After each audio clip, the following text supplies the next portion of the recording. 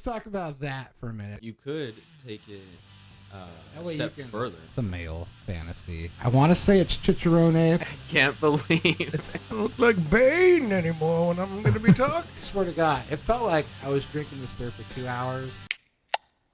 Like that. that. And More thicker than some people used it's a scam. to. Did it Stuff. touch you? Did it touch you? Yeah, it made me feel things. Should we let everyone else in on the conversation? If it's too loud, they just turn it down, right? Perfect sandwich. Beautiful. Bam! Hey. Bonus content. Bonus content. This is a bonus episode for the John Sandwich Show. With me he's going to go do something right now. Probably shut this door, open this light. Is John. We're actually missing one piece of the bread, so it's just John and I this time. Yeah, we're just doing a little bonus content. Yeah, we had a lot more to talk about. We did. Yeah, and I think we weren't ready to go home yet. No, not just yet. Not just yet. There's Sometimes still a little bit more to talk about. Yeah. Plus, I think that we are probably like the meat and potatoes of this podcast. Probably. Sometimes I mean, at least the bread and the meat. Mm-hmm. We're like the open face sandwich I get part. it. Probably like some people sometimes they love an open face sandwich. Yeah, I get it. There's this handsome guy over here, and he's talking about all sorts of like millennial things, and I get that it's cool and people want to listen to that. But I think meat and potatoes wise, I think it's down to us and stuff. Half the time. How do you feel about Avengers Endgame is now only $15 million shy of Avatar? After a re-release. Is that kind of embarrassing though? Like they had the whole re-release. Was that this weekend or has it been 2 weekends now since the re-release? I think it was either this weekend or it's been 2 weekends. Okay. I'm not quite sure. Might be sure it's 2 So weekends. we were saying this on the first week of July. Yes. Going into the second week of July. So I think this might be the second week. Yeah.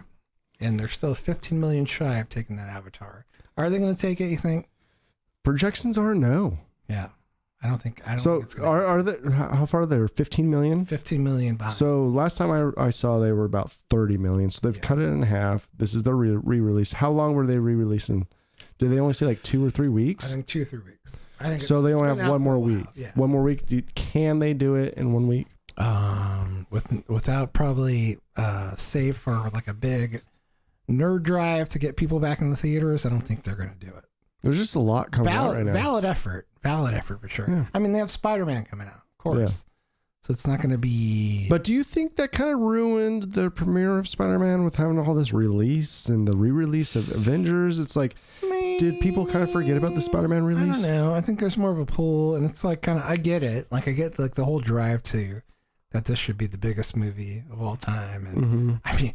It's made a lot of fucking money. Like it's not in no way is it a loser. No. And it's a good movie. In any way, I prefer Endgame over. I'm not that big of a fan of Avatar. Then you don't have to be. Yeah. But I also feel like James Cameron is sitting in the background going, all right. Not to mention, both these properties are owned by Disney now, so it's they are. It's a win-win. Just making but money. But Avengers did make its money before Disney, though. Yeah, so true. So right now, this is Disney's money. Yes. And Avatar itself this is an initial. I mean, I went and I looked it up. This is including the Avatar re-release that they did. So I did read that Avengers did beat.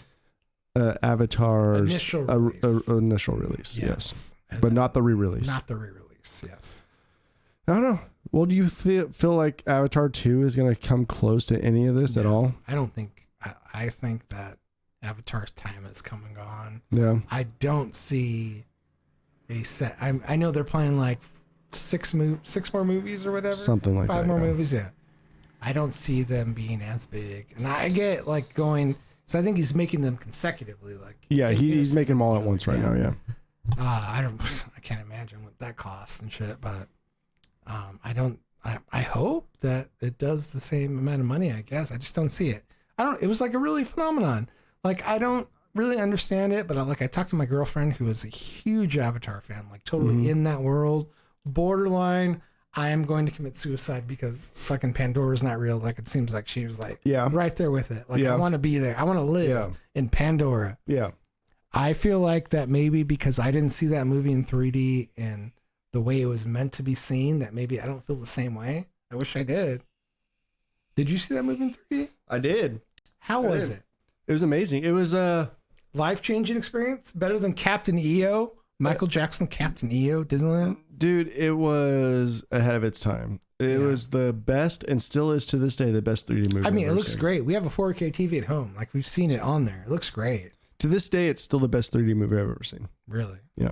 Well, it was like the first movie to ever be made to be in 3D. Yeah. Pretty much, yeah. Well, that and like a lot of it, a lot of other movies are just like particle effects or super niche stuff like flying at the camera. or a little bit. But like this is like complete depth perception. Yeah. Like the depth perception. You see depth perception with Avatar, which is crazy because I've never seen a movie with depth perception. Do you have any 3D problems with your color blindness? The only problems I do not. I still see color. Okay. Or still see like what it's meant to be. I imagine it's not as color based as it was in the. I'm not sure. It's more of just like tricking your eyes into the in depth. As before, it was the red. The only thing I did notice, which is why I try not to watch 3D movies now, is the glasses kind of shadows things a little bit, which so I don't see. It's not as bright. Okay. So, but like honestly, being colorblind, like I don't know what it would have looked like being regularly colored. So I can't say it affected me because I don't know what you see. Wait, colored? What do you mean by that? What do you mean by colored? You know what I mean. You know what I mean. You know what I mean exactly by that. I heard that because it's always been a big issue with 3D movies is that they are darker, of course, because of the glasses and stuff, so they have to bring up the color, so it's hard to get the color correction totally correct. And that bothers me. That does bother me. I heard that because of that, James Cameron he invested in an actual camera company, and invested in a projector company. That way, just because he wanted to make these movies and the way he wanted to see them and make sure that they were shown right, he's invested all this money in upgrading theaters to these new projectors and this quality, just to show his fucking movie right. I mean, that's kind of above and beyond, right? That's why James Cameron sets the bar, man. That's why he sets the bar, man. Do you think he hits it out of the park with this new Absolutely. Terminator movie? Oh, Terminator, no. I think it will do well. I think it will be good. But I also think it's not James Cameron's movie. He's just different director. Yeah, he is just. It's kind of the Alita Battle Angel. Battle Angel. I'm sure it's a great movie. It was fun. Did you get it? I did get it. Nice. Dog died in that movie though. That's what I heard about. Yeah. I don't know why you do that in your film. It's like it's really pandering and unnecessary. Unless you're John Wick. Yeah, unless you're John Wick. That I buy because somebody killed his dog, and now we need 3 movies to say like the revenge factor. Yes, I get that. So I don't think totally. Dark Fate will hit it out of the park. I think it will be great. I think it will be better. I think it will be the best Terminator since T2. I agree. I think so. Just from the previews alone, looks great. Linda Hamilton looks the shit. She is fucking in that movie. God. Do you think Everett Furlong's going to make an appearance, or do you think? I hope he does. Or just like a CGI appearance. So like I'm hearing a lot of rumblings that he might be dead. It's kind of weird though, right? Because he's like the chosen one. So I wonder how they're gonna try to pull that one off. I guess. I've heard that they are erasing the other sequels. So. Oh yeah. So everything after T2 is not. Didn't happen. Salvations didn't happen. It's all alternate universe bullshit. I guess it's all just like open ending. I guess this is a direct sequel to T2. But maybe it's like cool to go in it like this way of not knowing what's going on. Yeah, a direct sequel to T2. I honestly think it will be the best Terminator since T2. Yes, I agree. I think, but I do think James Cameron hits out of the park on Avatar 2. Do you? I do. Like, as far as topping money wise, like Avatar 2 is the next biggest movie of all time. I do. I mean, I can't put it past him because he did fucking Titanic, and then he made the biggest moneymaker of all time. Yep. And they're like, oh, there's no way you can do that again. So I don't know. So it's gonna be Avengers 2, Avengers, fucking, or not Avengers, Avatar 1, 2, Avatars 1, Avengers Endgame, Titanic. Dude, he's gonna do it. So are you a big Avatar fan? I'm not a huge Avatar fan, but I respect. Should we make a plan to go all see it together? I think so. Okay. Yeah. I think so. Because I believe it will be a spectacle. It will be something like no matter. So the thing is, like, I liked the storyline. It was okay. It was a little Pocahontas for me, or Dancing with the Wolves. It was a very generic storyline. But what got me was the visual effects were just amazing. Like everything about it was amazing. So now my girlfriend she loves Avatar. Loves it. Like crazy. Like one of her favorite movies of all time. She hates the soapbox effect and stuff. The 60 frames per minute. And that's your TV doing that though. Yeah. Oh yeah, totally. So from what I understand, the soap opera effect, is that will eliminate the motion blur in these 3D movies, make it a lot smoother. From what I'm hearing, from what I've read, is that these movies will, just like The Hobbit was, they will be presented in theaters with that soap opera effect. Does that matter? Well, it depends on how they. So the reason the soap opera effect happens in TVs is because you have a refresh rate of like just say 120. Right, that's a refresh rate. A lot of stuff is fake though. Like they add those other. So what your TV is doing is digitally processing more frames into it that aren't actually there. Yeah. So like The Hobbit was actually filmed. But did you watch it in theaters? I didn't. I heard it looked like trash. No, but it was filmed that way. It was filmed that way. Difference. Yeah. There's a difference between being filmed that way. I didn't see it, but I heard from a lot of people that it looked like trash in the theater. You know why? It's because it looked real in theaters. So there's a difference between frame interpretation and the soap opera effect and a digitally, like on your TV, digitally making frames versus the director actually filming it in 40 frames per and I agree. Second. There's a big difference. And that was the big argument with Avatar, is that there are, because 3D has been pretty much thrift stored, where it's like a lot of these films aren't meant to be in 3D. Like there are change to 3D after the fact. Yeah. Avatar is like literally the only movie to be shot in 3D. Yeah. So I feel like I don't have the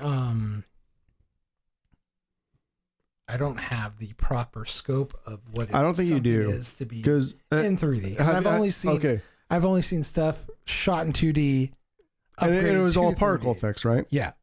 So I haven't actually experienced 3D yet. So it's crazy. Whereas you have, because you saw Avatar. Yeah. So I'm obviously missing something here. Yes, you are missing a lot. It's like I said before, is the depth of the movie. Like I've never watched a movie where I feel depth perception. Like you were there. Like I was there. Like I was literally standing feet from this guy. And like you could feel like, okay, so we have this guy right here. And I could tell that this guy right here is standing behind him, and there's a structure right there. The depth perception. There's something happening. There's something happening, and there's depth, and there's stuff, and which is a crazy feeling when you're watching a movie, like depth, the depth perception like that, which is crazy. It was awesome. And I've never felt that since, because it was made for 3D. And particle effects, they don't bother me. No. Like I could give a shit about particle effects. I'm not going to pay for a 3D movie with just particle effects. Yeah. Like Jackass 3D, that was made for 3D. That was fun. That was fun. I saw that. Seeing a dildo come at your face like this, that was awesome. A copter, just like penis. Yeah. I finally saw you spin me right round, baby, right round, and in 3D. It was nice. It's good. It's fun. I get it. Yeah. I get it. So I guess, I think Avatar 2 will, once again, as James Cameron always does. I don't think it can. I don't think he will set the bar. I don't think it will. He will set the bar. But I can't say what he has up. The thing is, I man, can't say what he has. you get enough of these Avatar people, and you say, finally. When The Rock comes back to WrestleMania and he says finally 3 times in a row, the goosebumps on your fucking arms. Finally. Like, all right. The Navi has come back to Pandora. Exactly. When there's that finally back and people see that is hype. Well, you can't. I mean, what I've learned is you can't count James Cameron out. You never can, man. He's got chops. He does. So there's a reason Avatar 2 has not been released yet. You think so? I do. So you think it's like a situation, like, because it's what it's been said, like, because technology, you can't do it yet. Yeah. Because technology needs to. That's how it was with the first Avatar. To what he has in his head. Yes. And when it does, he's ready. And yeah. So what is it now? Like 2020, 2022, something like that? So like, how long has it been since the last one? It's been a while, right? 2000. Like at least 2008. Yeah. So it's been it's been a while. Yeah, it's almost 10 years. Yeah. But the anticipation, man, like. Look at it. Look at it. This point. I'm not going to say he's not going to. Look at it at this point of view. All right, so the first J.J. Abrams Star Wars movie did smashingly well domestically, and I saw that in 3D. Was amazing. Wasn't shot to be in 3D though. But it did smashingly well. Why? Because name brand. It's Star Wars. Name brand and the anticipation of a Star Wars. Yes. Avatar is like one of those. It may not be name brand, but it has a following of a name brand. There's a land. It's like the biggest cult. There's an Avatar land. Yeah, it's like the biggest cult following there is. Yes. You know, Star Trek, Star Wars has never had people committing suicide over the fact that it doesn't exist yet. So yeah, exactly. Avatar has. Yes. Obviously. So James Cameron, he will do his thing, and he will do it very well. Yes. I have no doubts that James Cameron is going to beat this shit up. It's like, I want to say he can't do it, but he's done it repeatedly over and over again. I can't make sense of it. I don't know. I can't make sense of it. The thing that... I can't count him down as a filmmaker, though. He is a great director. And what bothers me about, like, when I talk to you and John about James Cameron and setting the bar and all this stuff... is you guys almost talk about him like he's Michael Bay or something, right? And I'm sorry, Michael Bay is Michael Bay. James Cameron is on a very big level. Like, he is way above Michael Bay. Tell me about, like, just break it down this way. Well, hey, Eric, what James Cameron movies do you not like?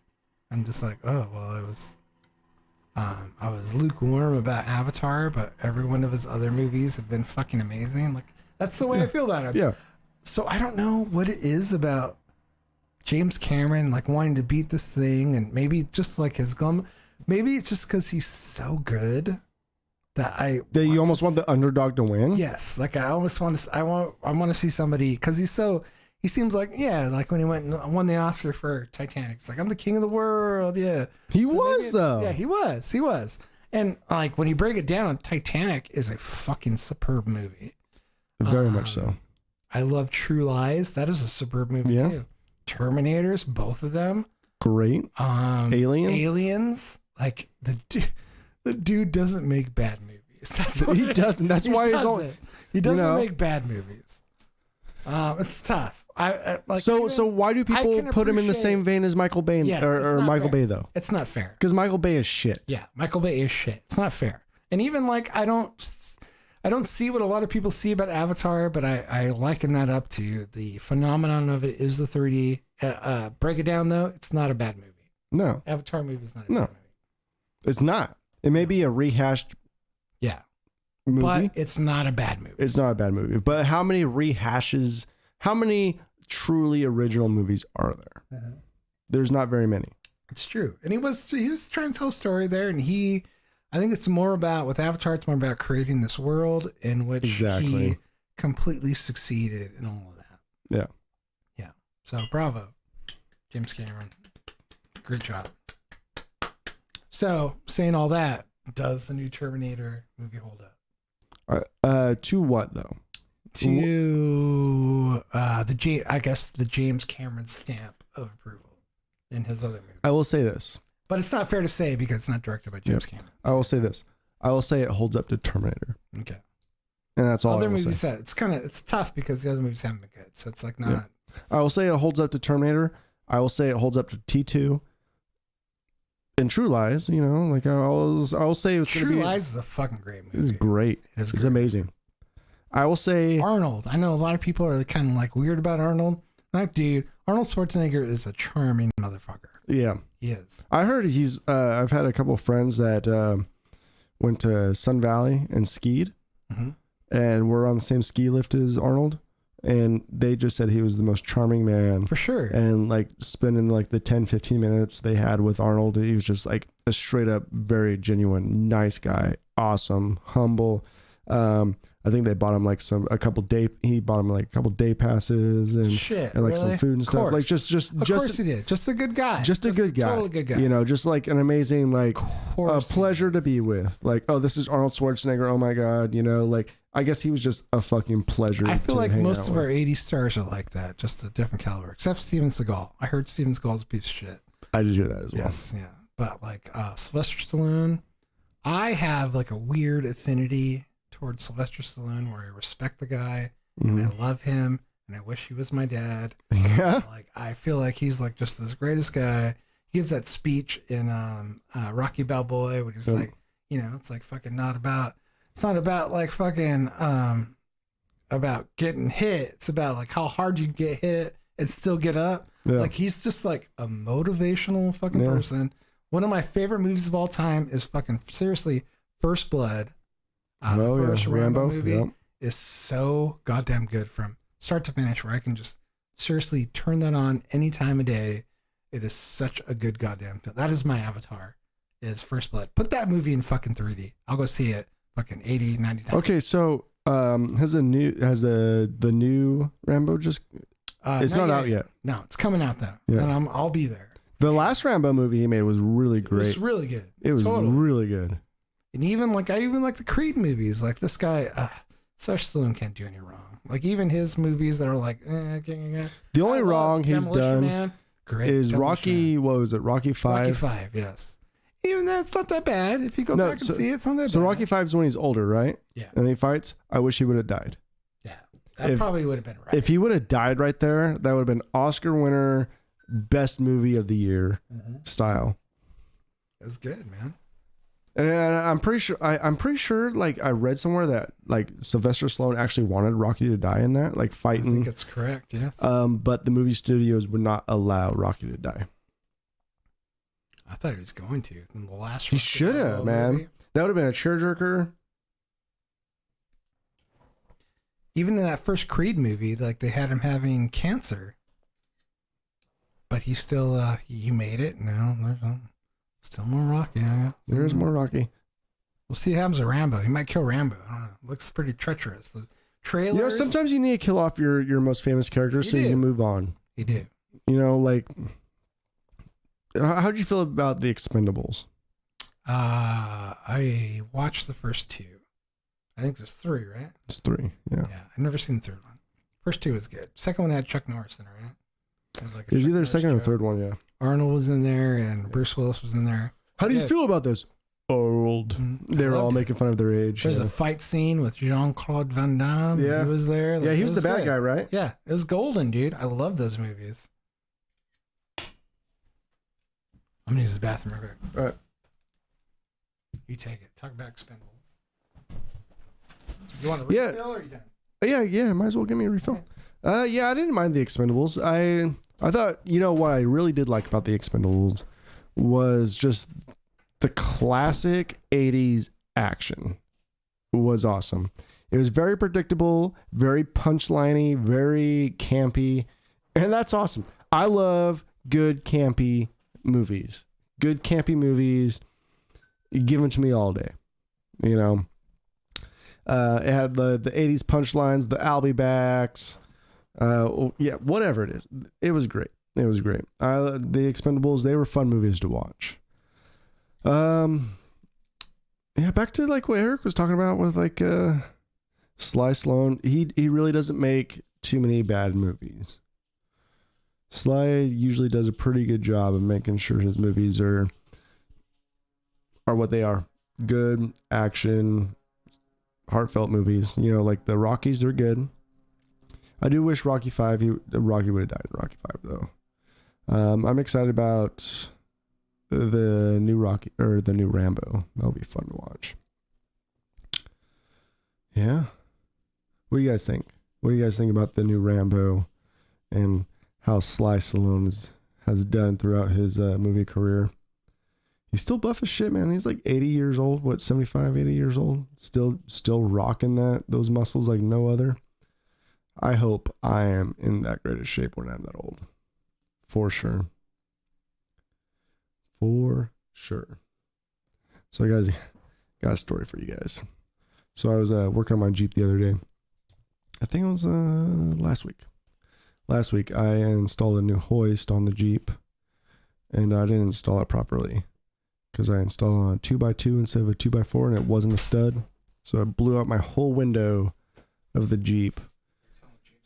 Yeah, so needless to say, if you're ever installing something that hoists your hard top on the Jeep, make sure your looks can be deceiving. Because if you look at my wall, it looks like they're all 2x4s going up, but it's just all aesthetics. And then the 2x2s are made to look like 2x4s.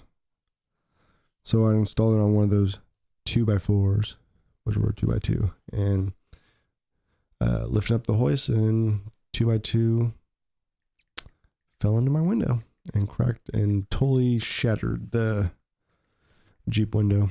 That was a fun story. I still got a bunch of glass in my garage, but I did install a new tire carrier for the Jeep. I have to get some frame reinforcements though, because it's a little bit wobbly.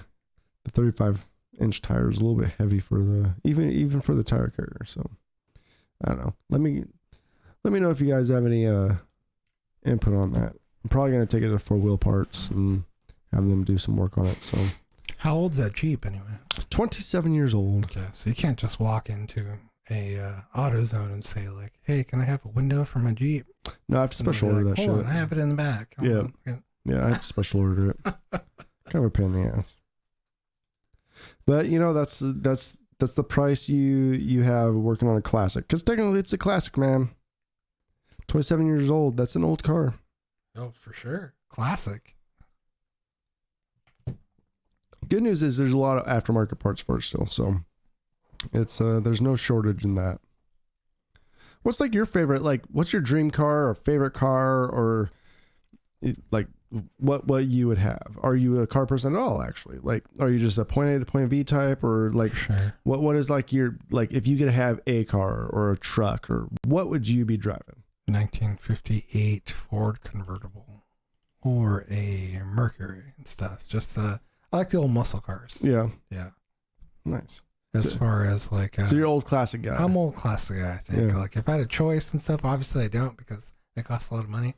But if I had a choice on what I wanted to drive, it'd be like an old muscle. Okay, so what about a DD, your daily driver? Like what would you drive as a daily driver? Oh, as a daily driver. So obviously that'd be your weekend car. Daily driver, just because I got so many goddamn kids, that probably have to be some kind of SUV type situation. Yeah. I mean, practical wise, it would be. I mean, if I didn't have all these kids, of course, it would just be like I'd probably just like take like a regular like if I had my choice, it'd probably just be like a little compact piece of shit. Like I'm not really that into cars as far as. I mean, outside of the muscle cars, like the old school, like classy, like look at me. Driving in my converts, it'd probably just be like a regular compact car. So you don't really care too much about it. Point A to point B, probably. Yeah. All right. That's cool. Yeah. Nothing wrong with that, man. There's, you know, it's not surprising, but there's really a lot of people that really don't give a shit about cars. And they're just like, you know, just as long as it gets me to work and back safely, reliability, you know, just as long as it gets there, that's all that matters to them.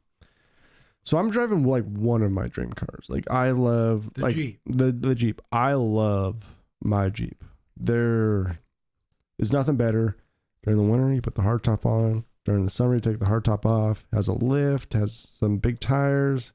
Off-road capable. I could go anywhere in it. I could go anywhere in my Jeep. Zombie apocalypse happens. Guess what?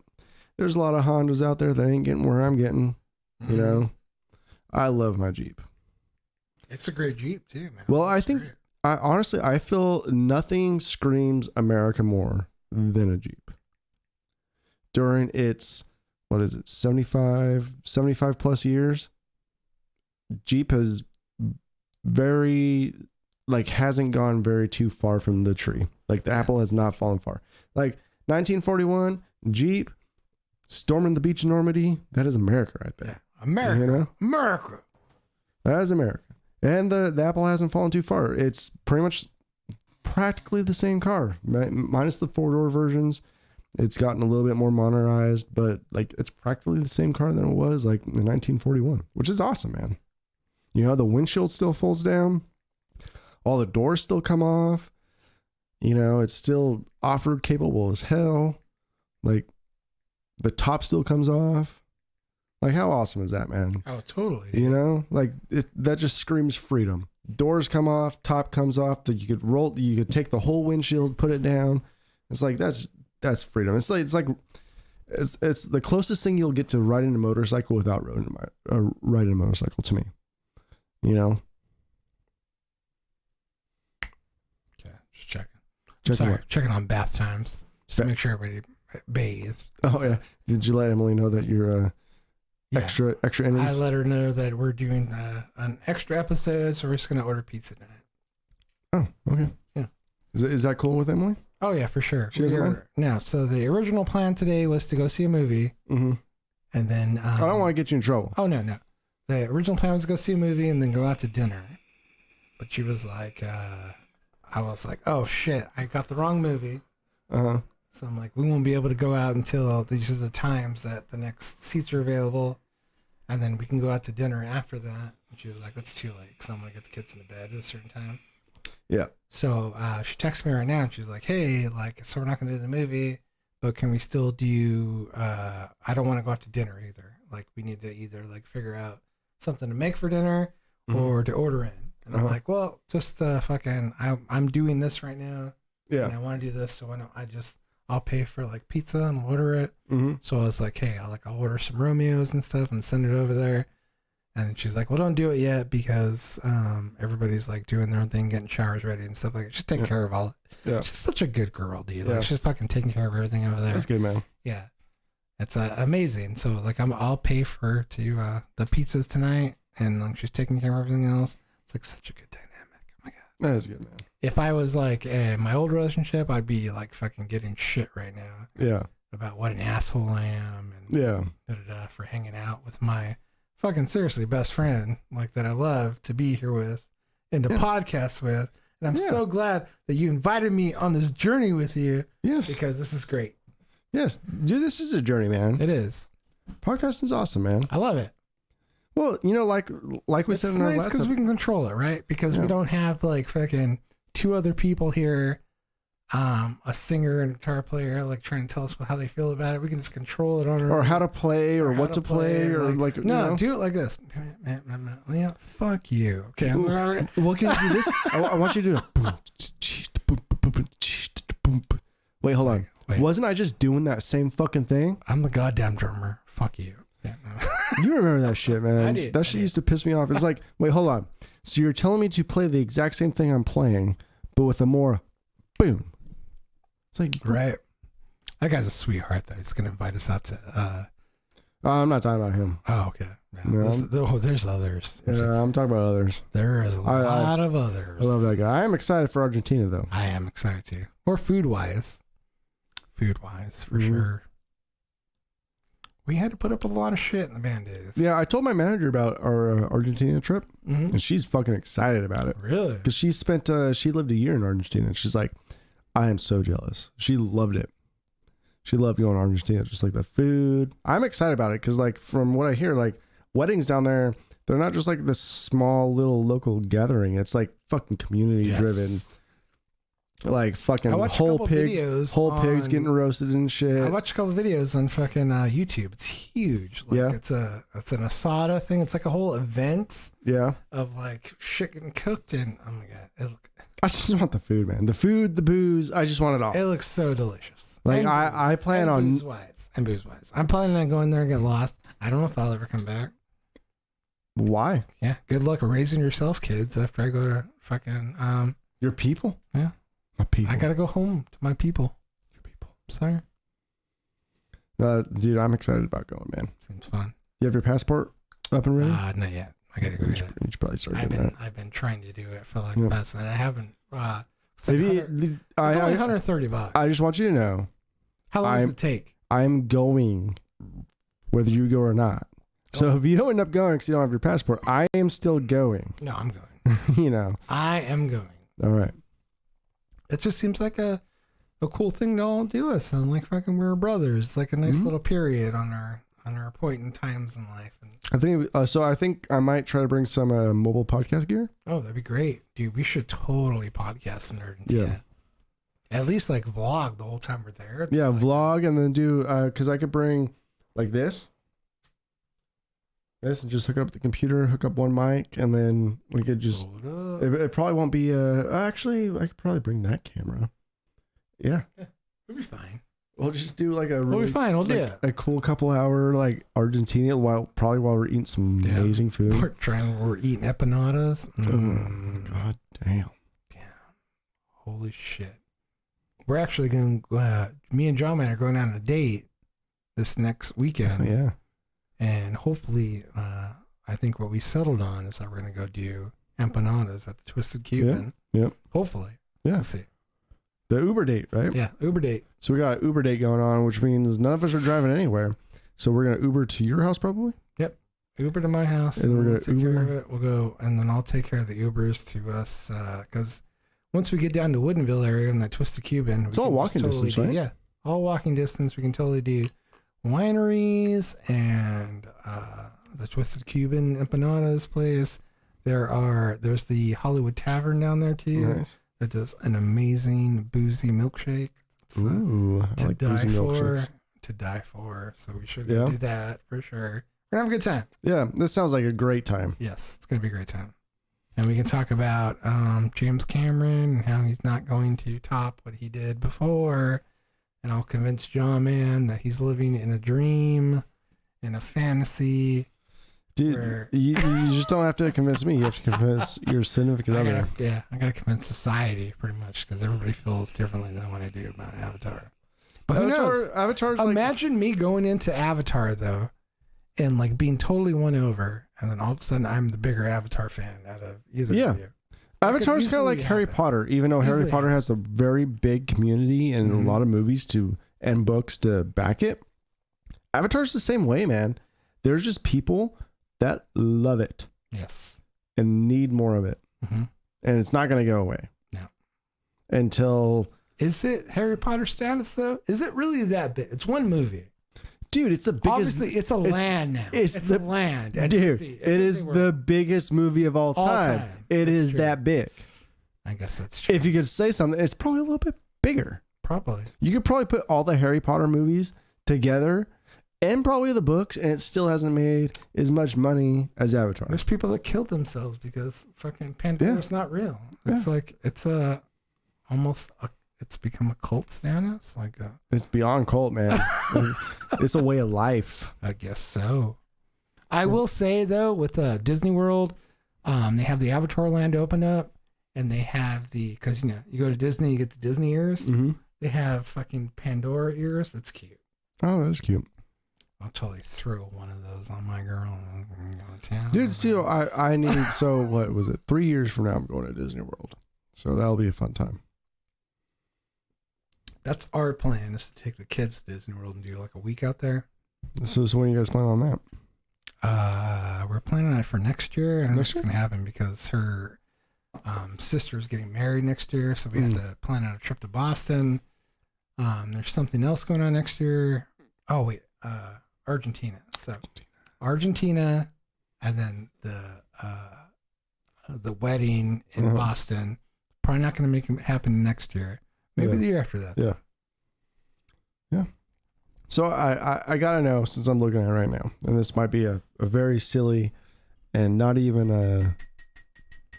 not even a great conversation, but I need to know, where did that scar come from on your bicep? Right there.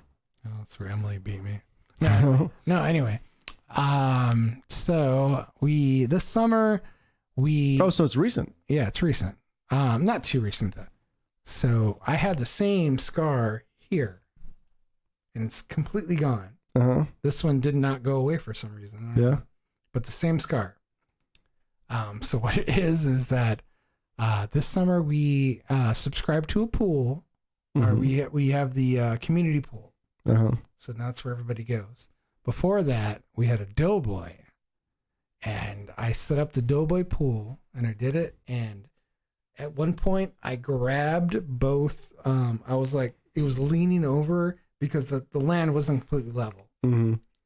So I went to grab it to move it, but there was already like water in there. So I was like trying to move it, and I picked it up, and the little things on there pinched me here and here, both places.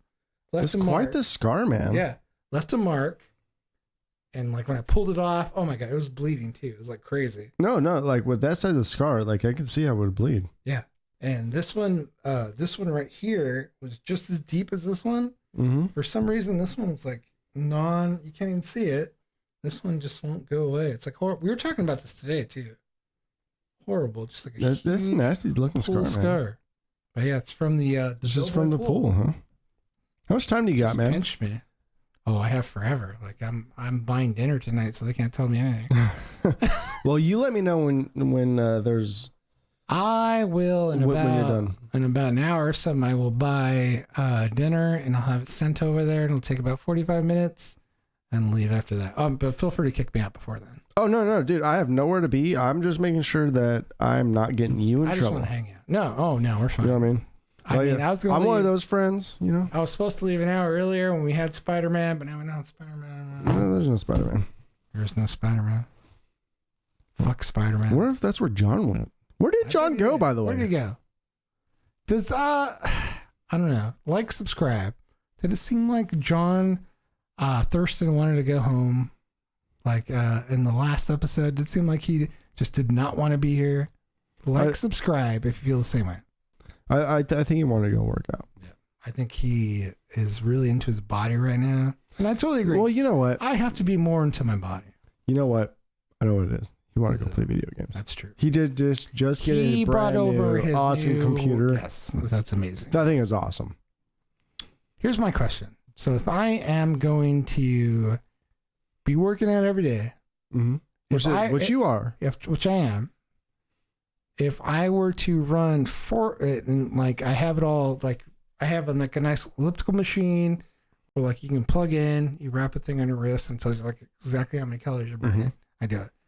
If I can burn just 400 calories, like I'm trying to do more. But if I can do 400 calories a day, does that make any difference in losing weight? Man. Well, the thing is, it matters like my diet, what I'm eating that day though too. Yes, right? Yes. Like so if I'm taking more than that, I'm kind of just breaking even, right? Right. So your standing body, your body usually burns around like 1,500 to 200 calories a day. So any calories other than that is extra calories. Yes. Agreed. So technically you have 2,400 calories to burn. Yeah. It might be a little bit more or a little bit less. So when you met me, I was a lot skinnier, right?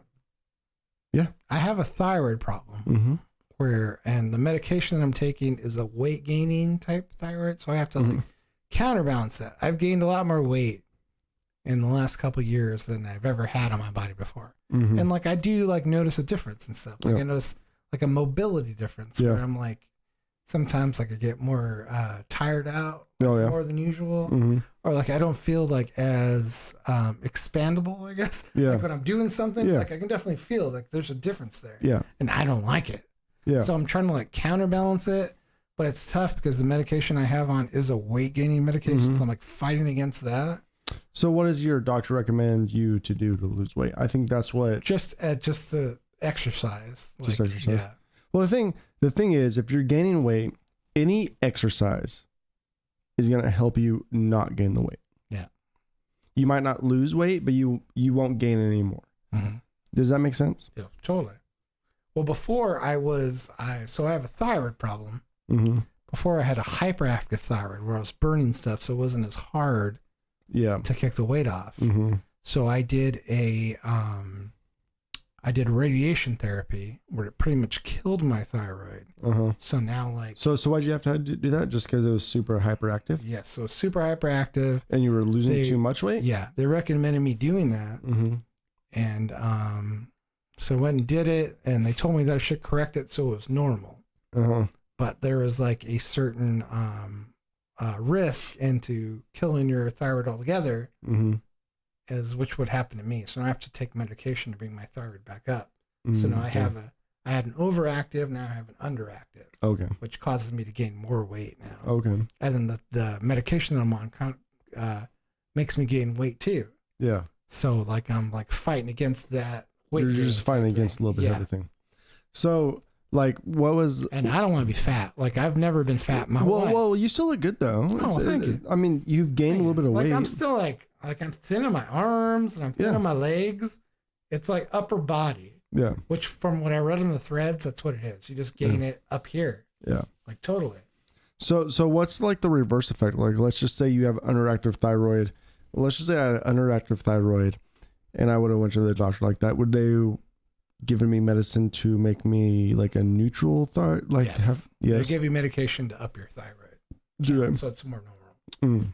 So that's kind of what I'm doing now is I need to increase my T4 levels is what it is. So right now you have an underactive thyroid. Yes. But they're giving you thyroid medications that still makes you gain weight? Yes. Well, they're what I'm supposed to do is it's supposed to up my thyroid level where I'm more normal. Mm-hmm. But the medication that I've had, from what I understand from most of the people taking it, it makes you like gain massive upper body weight. And then, so what do they do? It's so funny because it's not any in my arms. So what do they do to like counteract that to make you lose weight? They just recommend more exercise, pretty much. That's what it is. So if you have an underactive thyroid, so let's just say that all this like right now is 100% natural, and you have an underactive thyroid. Would they give you medication to make it balanced to where you have a just perfectly running thyroid? Yes, that's the plan. And then it would. That's the plan. And then you start losing weight. With the thyroid medication, it takes literally months before you can find out how it affects you. Okay. So that's the kind of issue is. It's kind of like a let's wait and see type thing. So and then so right now they're trying to correct so they're trying to like make you more neutral. Yeah. And then so I already like went through that where I went through and I'm like, hey, this is what's happening to me. And I'm having issues here and here. So they altered my medication to now. Hopefully this helps me out a little bit more, and I'll keep working out, and I'll go back in another couple months and I'll take more lab work, and we'll see where I'm at. So they're trying to make you neutral. Yes. And that's the main thing. Yeah.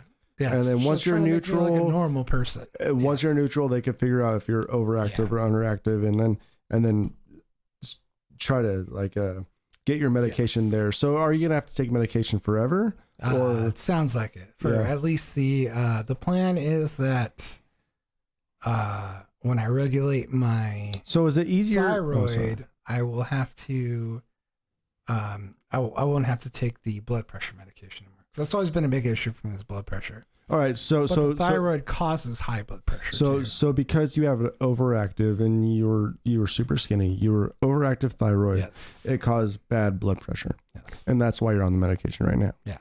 Is because you had super high blood pressure. Yes. I'm assuming that's causing other medical problems. Other medical issues, yes. All right, so they want to bring you down to like a normal area. So like on the opposite scale, like maybe like so I'm also there. Like I'm the healthiest I've ever been probably now. Yeah. Like the last level of labs I've had, my cholesterol, everything is like perfect because Emily eats healthy as shit. Which is good. Yeah. But like I've gained a bunch of weight because of the medication. Yeah. Okay.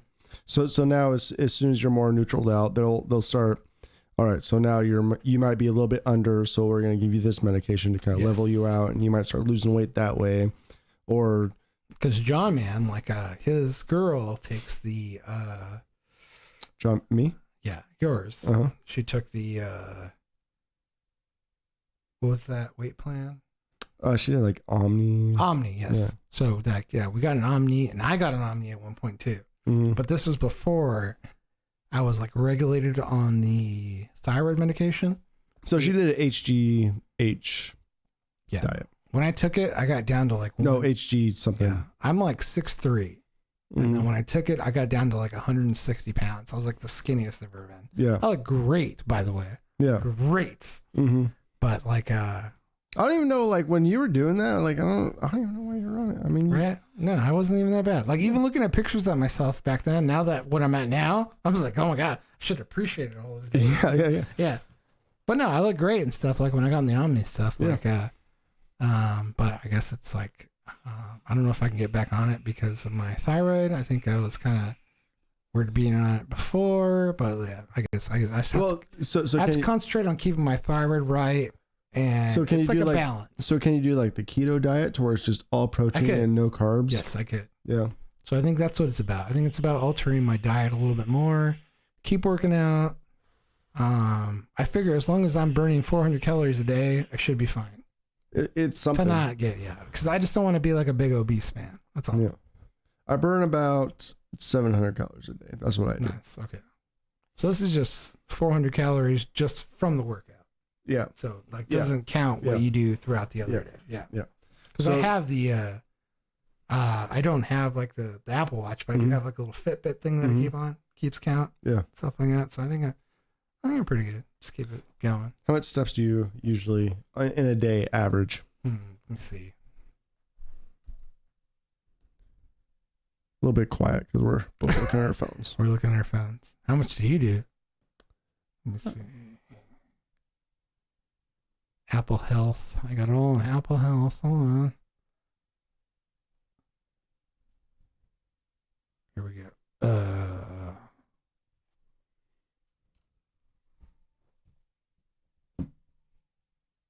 Calories or steps? Steps. How much steps do you do a day?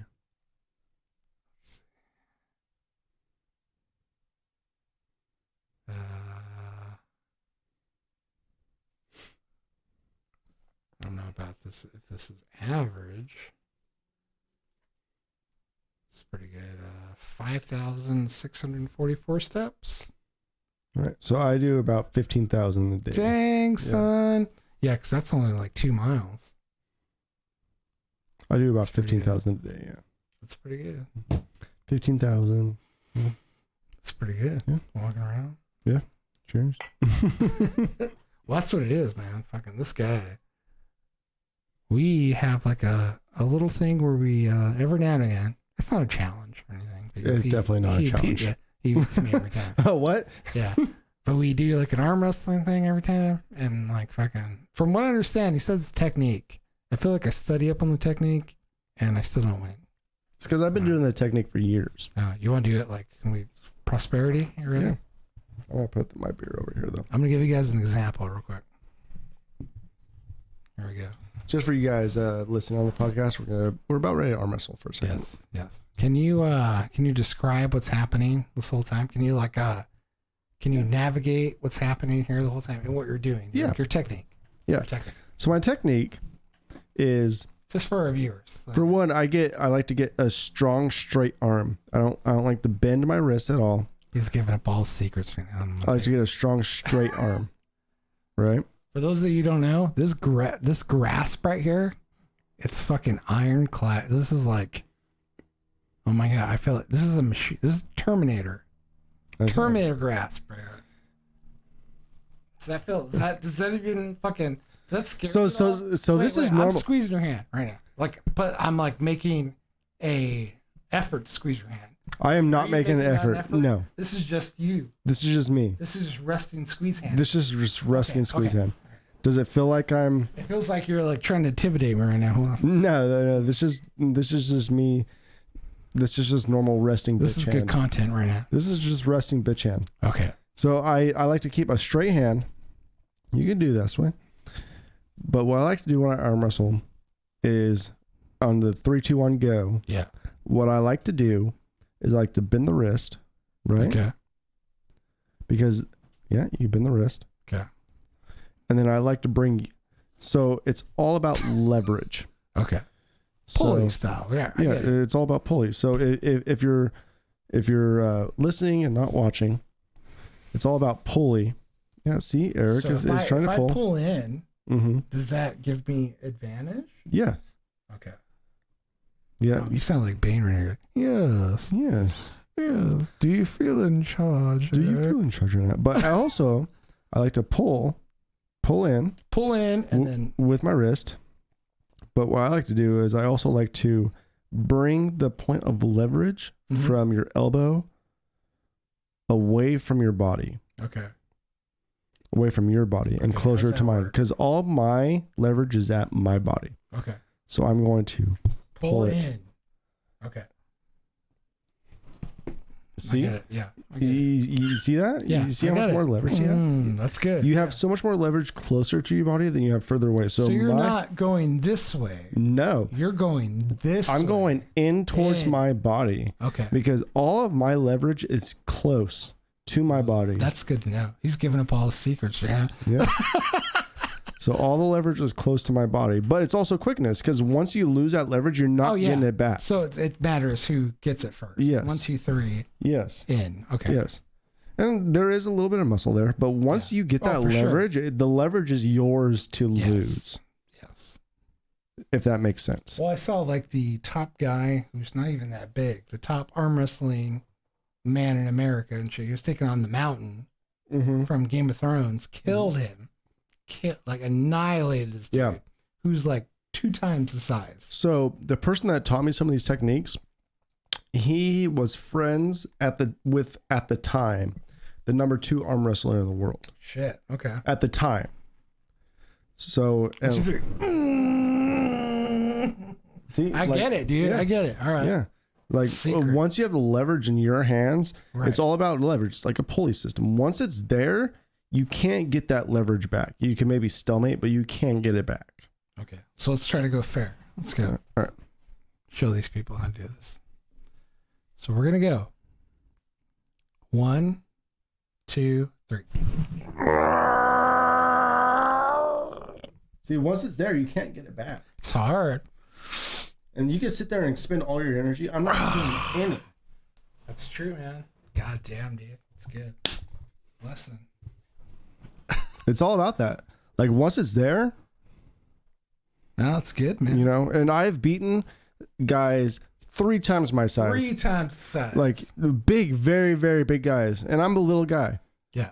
But if you don't know how to arm wrestle, you're going to lose against someone that knows how to arm wrestle. Yeah, just like that story you were saying with that little guy in the mountain. Yeah. You know, it's not about strength. It's about technique. Pulley system. I get it, dude. Yeah. I like that more. I get that with the whole pulling towards you. Yeah. As opposed to. I mean, because think. Try to lift my arm from here. Mm-hmm. Like I am. There's nothing there. Yeah, because you got all the leverage there. Yeah. But try to bring it closer to you and do the same thing. Yeah. I have no leverage. Yeah, I get that. That's crazy. Yeah. The leverage is right here. That's why. When did you figure that out? Huh? When did you figure that out? A long time ago. Probably barely middle school. I've been beating people for money at arm wrestling for a long Since fucking time. Middle school? Yes. Jesus Christ. Dude, I'm a great arm wrestler. You are. I've gone fucking toe to toe with this guy. Everyone beat me every single time. Good, dude. It's all about technique. Like I could do the same thing, and what I like to do, I like to go left-handed because, for one, a lot of people are right-handed, and I have the same technique left-handed than I do right. Oh, let me try to go with you left-handed real quick. Now, knowing what I know now. Are you ready? You count off. 1, 2, 3, go.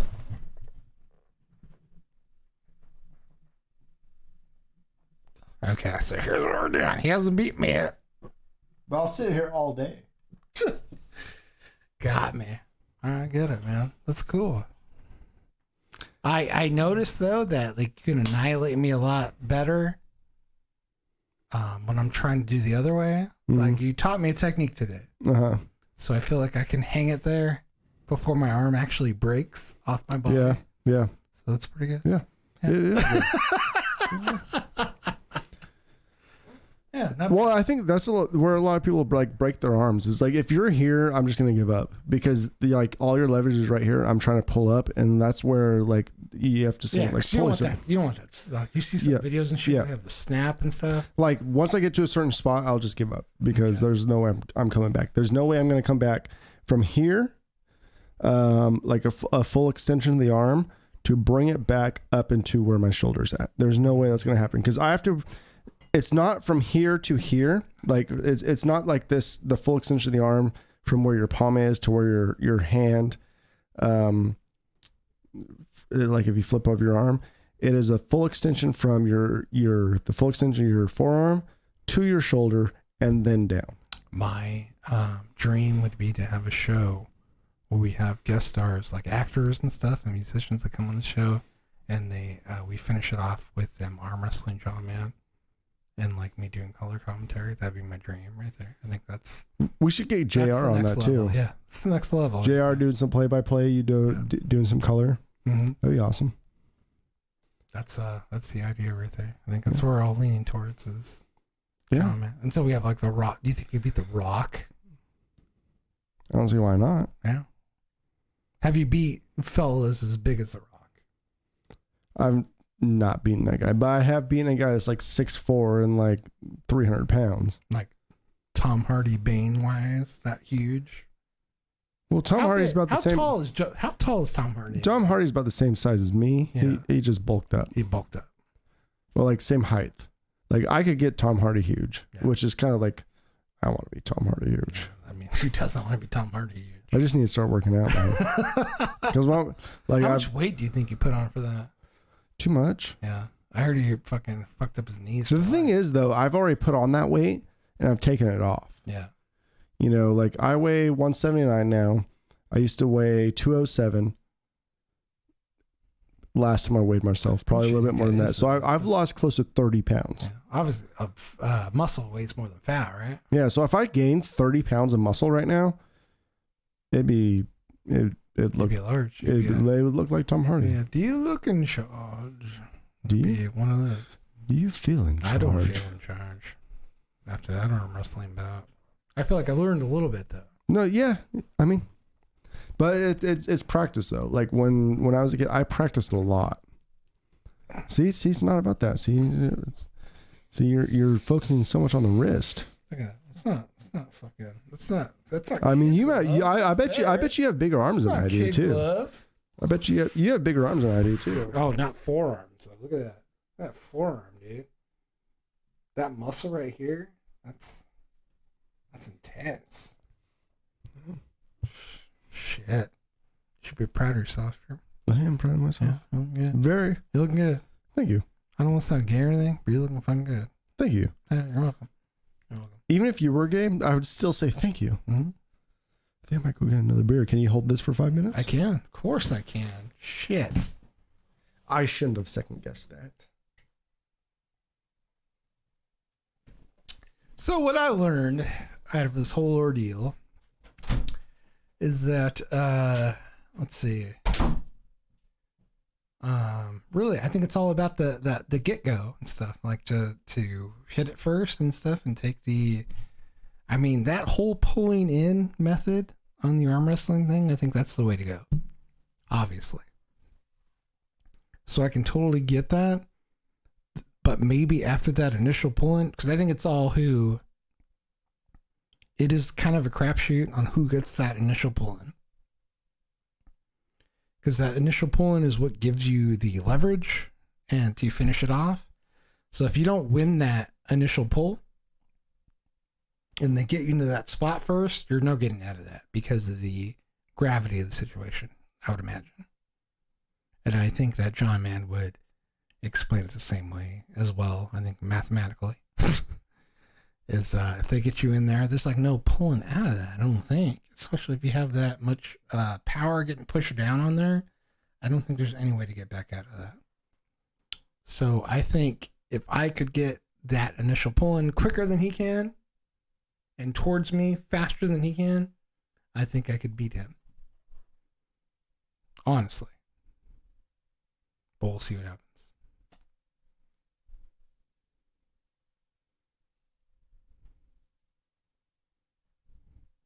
Until then,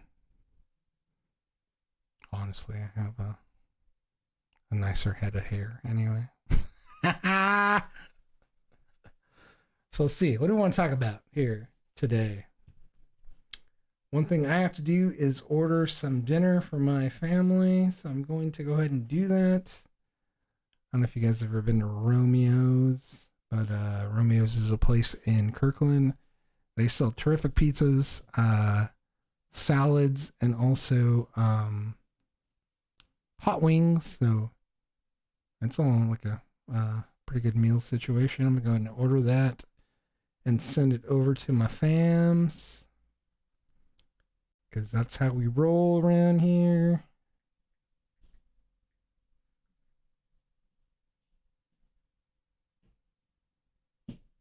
That's how I do some delicious pizza. Delicious pizza?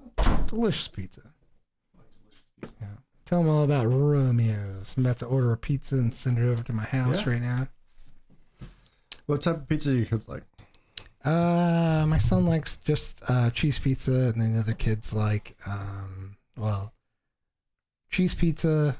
Emily and Emma like meat pizzas, and then my two daughters like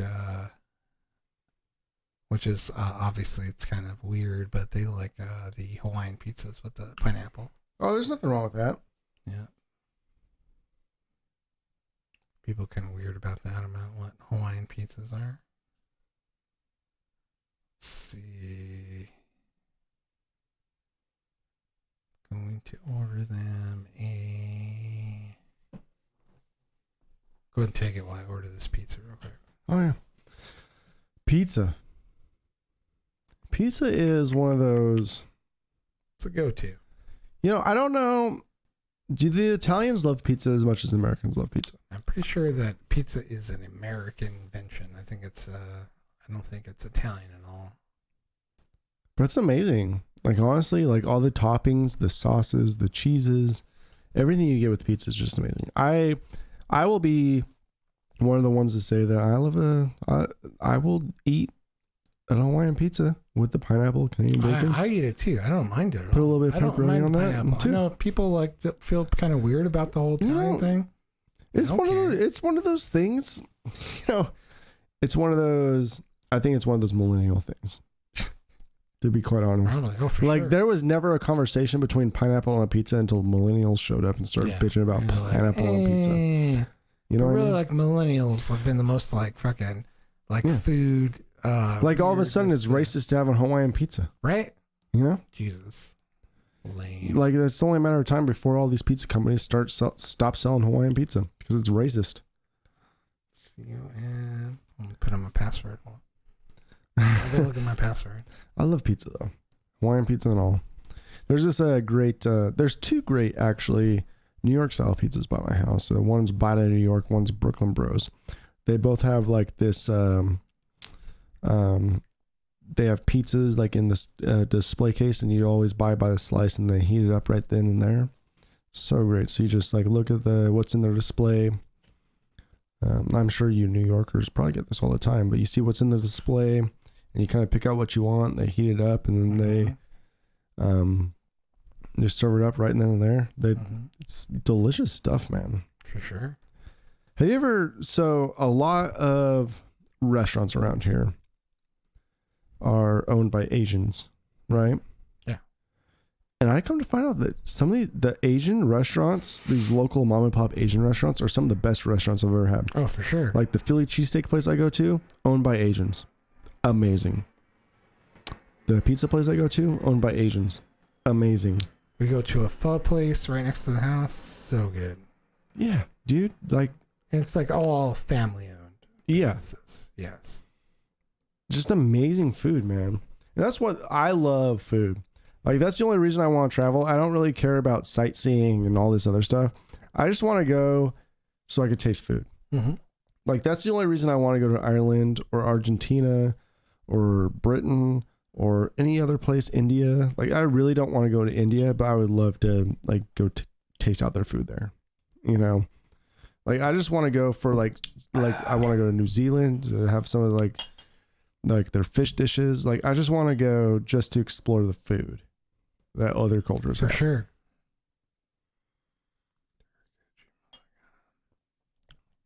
Like, food to me is like it's what brings people together. Oh, for sure. That's why I want to go to Argentina. It's the only reason. Like, fucking, I want the food. I want the food. Yeah. I've been looking. So we have our old singer, Brandon, who's the singer in Eros and stuff. He just got married.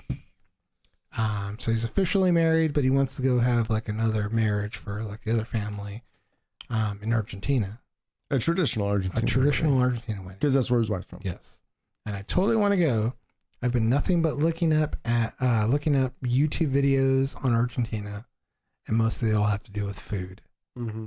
And like, I'm learning about like barbecue, like asadas and empanadas, and I'm like, so what are asadas? Like, so there's asadas are pretty much like is it just grilled meat? So is carne, it just grilled meat? So in Mexican culture, we have carne asada, which is pretty much beef, but I guess asada is like barbecue, I guess. Okay. Like grilled so it's grilled meat. Okay. So they have this thing in Argentina, which is pretty much asadas, where they do the pork. Mm-hmm. That's where they do the underground pig, mm-hmm. and like they grill all that shit up. And oh my god, it's fucking breathtaking. Oh my god, it's like so much fucking. And I guess they do it every weekend with like they do it with liquor, and they all hang. Like I was like listening to like the whole culture of it, where they all every weekend they get together, they drink, and they have these big barbecues. Asadas. Asadas. So do they call it asadas? They call it asadas. So like, the whole family. Let's get together and we'll have an asada. We'll have an asada. Okay. Barbecue, like this whole full pig and like all shit. And like, it's like a family reunion every fucking weekend where they all get together. So it's like watching Fast and the Furious. Yes. It's like watching Fast and Furious. And they'll hang out and they drink and they eat. And it just sounds. So asada is pretty much like barbecue. Yeah. And it sounds just like heaven to me. We're going to have an asada. We're going to have an asada when we go there. Okay. Sounds just like heaven. It's heavenly. Doesn't it? Dude, like I want to experience that full pig. Yes. I want that pig, by the way. I do. What part of the pig? I don't really care. I'll just grab a piece of the pig and just start eating it. Like honestly. Like I yes. I'll eat all that fucking pig. Yeah. Seriously. Oh my god. How much you love food, John, man? Dude, I love food. Food is life, right? It is life. It is. Without food, you die. So here's the point, right? Is what it took me a long time to realize this is that quality of life is very important. Quality of life is just like the quality of your food. Yes, it's what it is, right? You really need to mind what you're putting in your body. Mm-hmm. Why put in shit when you can have these?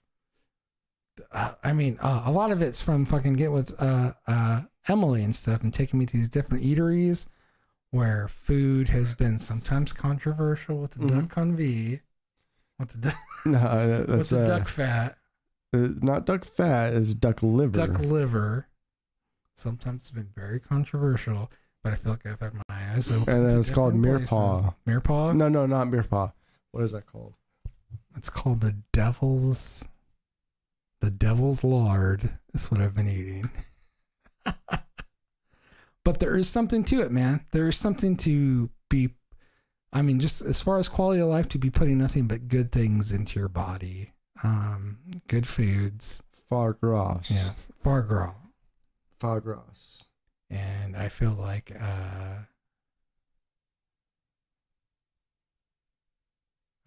just, I don't know. It's like it's good to enjoy what you eat, I guess. I don't know. Do you want to hear the I don't know if I want to know what it is. It's fucking delicious. That's all I need to learn. That's all I need to know. So first off, before John Man reads this, okay, hold on. Can we please just, can we have a zoom on me? Okay. You can totally tell me what it means to eat this. Okay. Can I tell you what I feel like when I eat this? Yeah. It's creamy. It's delicious. Mm. So when Emily, I think the first place we had this at was the Carlisle Room in Seattle. And she's like, "Oh my God, you gotta try this duck convivi. You gotta try it." Duck NV? Chuck NV or Chuck convivi? What is it called? Duck Well, it's called foie gras. Foie gras. So foie gras. Duck foie gras. It's just called foie gras. Okay. So she's like, "You have to. It's pretty much it's duck liver, right? Done in a horrible way." Mm-hmm. I didn't know about this horrible way. Well, maybe like the foie gras might be different from other preparations of duck liver. So when I had it, it was the most delicious thing I ever had in my life. It was like pretty much like fucking my mind was blown. And you'll eat it again. I was like, "Oh, this is so good." So much so that we went to back east for a wedding. So we flew out to Boston and went to Cape Cod. And in one of the places we went to, we had a fat brick of this shit. Oh, really? Fat brick to take home to our hotel room because we got one of those. It wasn't really meaty, but it was fatty, right? But it was very fatty. So how big do you think a goose liver actually is? Right. So it's going to be multiple goose livers, right? Killed like it's pretty much a Holocaust. So pretty much livers. you had a pate. Yes, of we had a goose pate, liver. yes, and a Holocaust of different gooses to make up this goose liver, right? Mm-hmm. Yes. But it was so fun. So we had a wonderful place when we stood up on the cod. We did like Cape Cod. Yeah, we did an Airbnb. Is that what they call it? They call it the cod. Yeah, called the cod. Did an Airbnb. Went out. That's when we saw. That's one of my first movie theaters that I went to that served liquor. We went to see Guardians of the Galaxy 2. Nice. Yep, and they served liquor there. So I went out and we had like a whole dinner and drinks and stuff. There on the cod because there wasn't much to do. I think it was like a rainy type situation too at the time. You can't really tell that when you're planning your wedding, but it's like rainy, so you had to find like indoor stuff to do. Yeah. So we did. So we went and had the duck convivi, and then we saw the movie. But it was so duck NV, duck convivi. I'm gonna look it up. Duck liver. That's all I know. See what else it's called. Duck confit. I tried to look up duck liver, and my phone auto-corrected me to fuck lover. So I don't know what.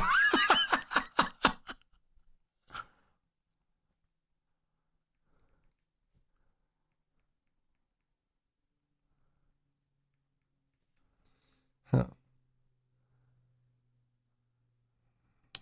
Duck liver pate. Yeah, Duck liver pate. So that's what I had. So I wonder if it's the same thing. Foie gras. That's what it is. Okay. John's right. Don't look at the Wikipedia. John's right. It's horrible. Don't look at it. Is duck liver healthy? Is duck liver illegal in California? It is, actually. Is it? Yeah. Oh my God. What have I done? All right. So foie gras, French. Don't tell, I hope Emily don't listen to this because you will never let Eric ever eat this again. And he should. She seems like, when I told her about it, she didn't seem so surprised. Is a luxury food product made of the liver of a duck or goose that has been especially fattened. By French law, foie gras is defined as the liver of a duck or goose fattened by force-feeding corn with a feeding tube. A process also known as Jave or guavage in Spain and other countries. It is occasionally produced using natural feeding. Ducks are force-fed twice a day for 12.5 days and geese 3 times a day for around 17 days. Ducks are typically slaughtered at 100 days and geese at 112 days. So they're force-fed twice a day for 12.5 days. This is like classic. Is this what your foie gras look like? Yeah, it's around there. It's more gray though. It's like gray stuff. Yeah. It's more fun because you'd be like, try the gray stuff. It's delicious. But anyway, to get the fat in there, they're force-fed. But it's delicious. Like they literally stick a feeding tube in them. Yeah, and it's pretty horrible conditions. But it's there, chicken run type situation. Like a Cornish game hen is a baby chicken. Veal? Have you ever had veal parmigiana? I've never had veal parmigiana. I've never had veal. Well, it is a baby cow. I know. Have you ever had lamb? I've had lamb. That's delicious. Baby sheep. I know it's bad. We eat bad shit, but you know what? It's fucking delicious. It's fucking delicious. I get it. It is fucking delicious. I would eat anything, honestly, if it was good. I like good food. Mutton? Gross. But baby sheep? Fuck yeah. Mm-hmm. Why not, dude? Why not? Yeah. You're going to die anyway. Might as well get it done and over with. Is there any food out there that you don't like? Like any food that you try to stay away from? Like, let's say a fucking vegetable, anything. Like anything that, no? Nothing? No. Me neither. I don't think there's anything I will like say no to. So what is that? Like, I know a lot of people that are like really finicky, I guess. Even my own kids. And it's like, how? Yeah. Like, I what? will probably not, I will not say no to anything. There's probably a couple dishes that I might be like, all right, well. I think kids are naturally finicky. Do you feel like you were more finicky as a kid? Probably was a little bit more finicky as a kid, but I wasn't as finicky. Okay, so my wife, she is very finicky. I was never as finicky as a kid as Mary is now. Okay. So I've always been pretty open to my food. Yeah. Escargots, like snail, like people I think that, like I would eat it for sure. I think the only thing I would have a hard time eating is the chicken and the embryo chicken. Yes. Okay. I think that'd be like one of the few things I'd have a hard time eating is embryo chicken. I'm not quite sure what it's called, but I'm pretty sure I'd have a hard time eating that. Sounds gross. But it's a luxury. Yeah. In other places. Totally. I've never had escargot. Escargot is just snail. Is that good? Yeah. Is that good? Might be good. I don't know. Probably is. I'm sure it is. The French know how to make food. Why would people eat it? Yeah. I mean, why wouldn't you eat escargot? Obviously, I mean, fucking duck liver, like fucking. Yeah. Dude, there's good food, man. Like torturing ducks, so we can have. Well, you know what? The thing is, man, torturing ducks, they're gonna die the same way a cow or a pig does. Like, all right, I could say the same thing about you and say, oh, you had bacon. You're torturing pigs. Yeah. Exactly, right? And they were force fed to eat whatever not force fed, but they were made to eat whatever they were, so at the end of the day, the animal that you were eating is going to die. As long as you stay away from fucking Morrissey, videos, you'll be fine. Yeah. I get it. Like fucking, I get it. Like there's the whole massacre of food. Like I get that. I get it. But it's also delicious. But we're also not vegans. And we delicious. Also do not support PETA. No. We don't unsupport PETA, but I'm a meat eater. Mm-hmm. But I can go long times without eating meat. Well, a lot of people, like a lot of assholes say it, like, oh, well, you draw a line, like fucking you have your dog, like you wouldn't eat your dog, like fucking, of course I wouldn't eat my fucking dog. No, check this out. Person. There's a lot of people that have pets, like dogs and whatever, that after they die, they eat. Really? Mm-hmm. So ask you this. Nope. After Odie dies, would you eat Odie? Nope. Yeah, I wouldn't eat my dog either. That's but there's insane. A lot of people out there that actually eat their pets after they die. Oh my God. I make jokes about it sometimes. I'm like, my dog's very girthy. Zelda, like the big one, she's like, really girthy? You're talking about Zazu. Oh, no, yeah, Zazu too. It was bred to be eaten anyway. She's bred to be eaten anyway. But that's a good fucking stir fry right there. Sometimes I joke around about it because she's like so thick, and I'm like, oh my God, but she's an oldie too, right? She's an oldie too, but I'll do it in a cute way, or I'm like, oh, look at this ample leg right here. She's like so thick. I'm honestly surprised, like how active. How old is Zazu? Or not Zazu? Zelda in dog years is probably 59. She's like super active. 59. So how's that in human years? Oh, she's 9 years. Right? She's old. She's an oldie. Yeah. My dog is 77 in dog years. So 11. So I'm very serious about my dog. So like when Zelda goes, I haven't even known her though. Like I didn't know her since she was a pup. Mm-hmm. Came in her life very late when I met Emily. She brought me into this whole situation. Came in, and since me and this dog met, we've been like best of friends. Yeah, like, she's my girl. Zelda's a cool dog, man. Yeah, very cute. I was sitting there with while everyone's inside. I was just hanging out with Zelda, like throwing the ball, hanging out. Yeah, that's like that's a future tragedy that I invested in because she's obviously older. That's gonna wreck. How long do bulldogs last? 15 years, so probably have another at least 4 or 5, 6 years. When it does happen, Jesus Christ, oh my God. See, I've had Odie since he was a puppy, puppy, like 6 weeks old puppy. How long do you figure you have with those? So Odie is now 11 and a half years old, and their lifespan is 12 to 14. Okay. So that's like he's at the very end. He's investing in a future tragedy. Yeah. That's going to be a very dark time. Oh, very dark. Yes. Have you ever known a time in your life where Odie did not exist? I don't care to know. I don't care to know. You know, like where Odie didn't exist. Like there was a time where we very early on in our band days where we were jamming and Mary called John and said that Odie has gotten out. Odie has escaped. Yep. And John was like, I am canceling practice and I'm out of here. I got to go find my fucking dog. Mm-hmm. And everybody understood too. Like, Odie's a great dog. Yeah. He's a wanderer. He is a best am. And his nose takes him places. And Mary still talks about that time too. Yeah. Actually still feels like shit for that she time. does. That she does. That's how good of a person Mary is, by the way, too, as well. Mm-hmm. So it's just like a dark time for everybody. You guys, like, how hard was it to get over that hump? Did you blame her at all? No, I didn't blame her. The thing is, so the first night that it happened, I didn't sleep with her. Like I didn't sleep in the same room. I was mad. You like were so angry that you just so Odie, I will say this. So me and my wife, Mary, we've had a lot of dark times in our relationship. Mm-hmm. And I can full-heartedly say that if it wasn't for that dog, we would not be together. You think so? Really? I 100% think so. Why would you say that? Because there's been plenty of opportunities for her to leave me to leave her, but we both loved that dog so much. Staying together for the dog. No, I'm serious. Yeah, serious? Like we loved that dog that much, and we still do. Mm-hmm. It was that dog. I would say if it wasn't for Odie, me and Mary would not be together right now. Okay. So for her to lose Odie is just like her losing our relationship.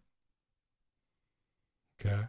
You know what I mean? Like at the time, sure. I slept on the couch. I didn't talk to her. You were mad. I was fucking pissed. There's a difference between mad. Yeah. I was fucking pissed. Like, how long was Odie gone altogether? And heartbroken. He was probably gone in like 24 hours. Jesus, that's a long time, actually. That is a very long time. Yeah. So I couldn't even imagine my dog right now. And what I guess is a short time for some, like how some other people have lost their dogs, but you know, he's a basset hound. Someone else picked him up, and then someone else couldn't take care of him, so they took him to paws. So we were lucky that he ended up in paws. Mm-hmm. You know what I mean? He's had a very adventurous life. Obviously, yeah. That dog, man. We love him, but that dog has literally kept us together. If it wasn't for Odie, being with me and Mary, we would not be together right now. I will say 100%, like guaranteed, without Odie, me and Mary would not be together. He is the heart and soul of this podcast, I think. Odie. And he's the heart and soul of mine and Mary's relationship. Yeah. And the thing is, it took a long time, not a long time, but it took a little bit for me and Mary to like figure ourselves out. Was that a big hurdle, you think? You feel like between you guys' relationship was like a big thing? Well, no, no, not a hurdle. I think the big thing in our relationship obviously it was a mistake that she made. Like it was, what was that? Obviously, it was like she didn't purposely. So that was never the hurdle of our relationship. Our hurdle in our relationship was our different paths. Okay. So my path was to become a rock star and to give everything up to become a rock star. Mm-hmm. She wanted to be the next Paul Mitchell. Yeah. Right. And the only thing separating us from us taking those paths and separating to try to do those paths was Odie. Odie was always the middleman. All right. Odie was always the one that brought us back together. All right, Mary, you're going too far. John, you're going too far. You know what I mean? Obviously, there was a lot of compromise between both parties, more Mary than me, because Mary compromised a lot more than I did. But the thing is, like, we both loved that dog. Yeah. Like, too much. Like, honestly, if we ever got divorced or broke up, it would be like, who is taking the fucking dog? Yeah. Who is taking our dog? You know what I mean? Yeah. Like, nothing else. Like, we didn't give a shit about possessions. What we gave a shit about was, like, who gets the dog? Mm-hmm. You know? And it eventually, like, everything else worked out to where we ended up, like, loving each other more than what we could love. You know, like, we became best friends plus lovers and all that other stuff. Yeah. You know, like, sweet, we became partners. Yeah. You know, like, we got together at a very, very young age. Mm-hmm. You know, 20 and 21, does that ever work out? Never. Not really. You know, like, we got together when I was 20 and she was 19, and then she was 20 and I was 21. So that type of story usually doesn't work out. No, for sure. But the dog, you all right? Yeah, hold on. I'm just ordering a pizza real quick. Hold on 1 second. Is it coming here? Right? Do you want me to order us a pizza? We can, I guess. Well, if you gotta leave like 40, like, as soon as this is ordered, right? Oh no, I got a minute. I'm just making sure that we got. Actually, I got pizza, so. Of. Oh yeah, perfect. Yeah, I got pizza, so we don't need to worry about that. This is all taken care of. I'm just making sure my family's taken care of. That's all. Well, after this podcast, like, me and you, best family. We have our own pizza to eat. Yeah. So. Lettuce, famous chopped salad. So it's crazy, man. You know, like, there's not a lot of, like, situations to where a dog kept you together, and I full-heartedly believe that dog kept us together, and I'm thankful for that, man. Actually, I'm thankful for everything, man. Like, it took a long, hard road for me and Mary to be, like, as great of partners as we are right now. You know, because, like, when you're blind to a lot of situations and you only focus on one thing, it's really hard for the supporting partner to be in agreement with that. You know, for sure. Like, I only had one thing in mind, and that was to play music for a long time. Mm-hmm. You know what I mean? I started a business just so I could be lazy enough to and make enough money to play in a band. You know what I mean? That's pretty thoughtful, man. You know, like he had everything all pretty much figured out, except for the band members, probably. Yeah. The thing is, like, and this is what kind of scares me at the same time. It scares me at the same time to figure if we had that excellent guitar player that was on the same level commitment, and let's just say you were a little bit more committed than what you were at the time. Maybe we wouldn't be in the same spot that we were. Like, maybe we could have gone. I mean, we could have went somewhere. There wasn't a shortage of talent in the band. For No. sure. We just need that one guitar player and maybe like 50% more commitment from you. No offense. No, I agree. No offense. I'm honestly baffled how you guys kept me in for so long. This guy. Because I'm glad you believed in me that much. Yeah. I mean, obviously I was good. Yeah, you were very good. And I saw that. Shitty situation. You know how much times, like, other people in the band wanted to kick you out? No, I'm sure it was a lot. It was a fucking lot. It was a lot. I always made sure you ran, man. Always. Mm-hmm. But here we are, man. Here we are now. This is why. Oddly, it was like odd now that I have a lot better support base than I did before. But we're not doing band stuff anymore. So I'd rather do this, man. I mean, it's easier for sure. Isn't? Is it? I think so. I think it feels more natural. Like, so natural and easier is not the same thing. I guess so. It's true. I mean, might feel easier to talk, but it's not easier. It doesn't feel like I don't know, in a weird way. I don't know. Maybe it doesn't feel like I'm throwing almost I feel more naked, I guess, throwing myself out musically than I do here. Maybe. Seems more pure, I guess, music-wise than it does here. Talking, but I still get the same feeling that I do from doing that. So in an easier way. I can see that. So for me, because we have to deal with we can come here and we can do this podcast without having so many third parties in the way. Yeah. And as you know, being in a band, you got to deal with fucking shit ass third parties all the goddamn time. Yeah. So this is way easier for sure. So it is easier. It definitely I see that. It is easier. So the way I view it is I've always been the leader of the band, or the leader of the podcast, or the leader of the group, or the leader. I'm always getting things. Businessman. Just pushing things forward. So for me, this is just another day in business. Dealing with all these kids and trying to be the adult in the room and trying to just make sure everything gets done. That is John Mann's role. That was his role in the band for sure. That was my role in the band. I'm the adult in the room.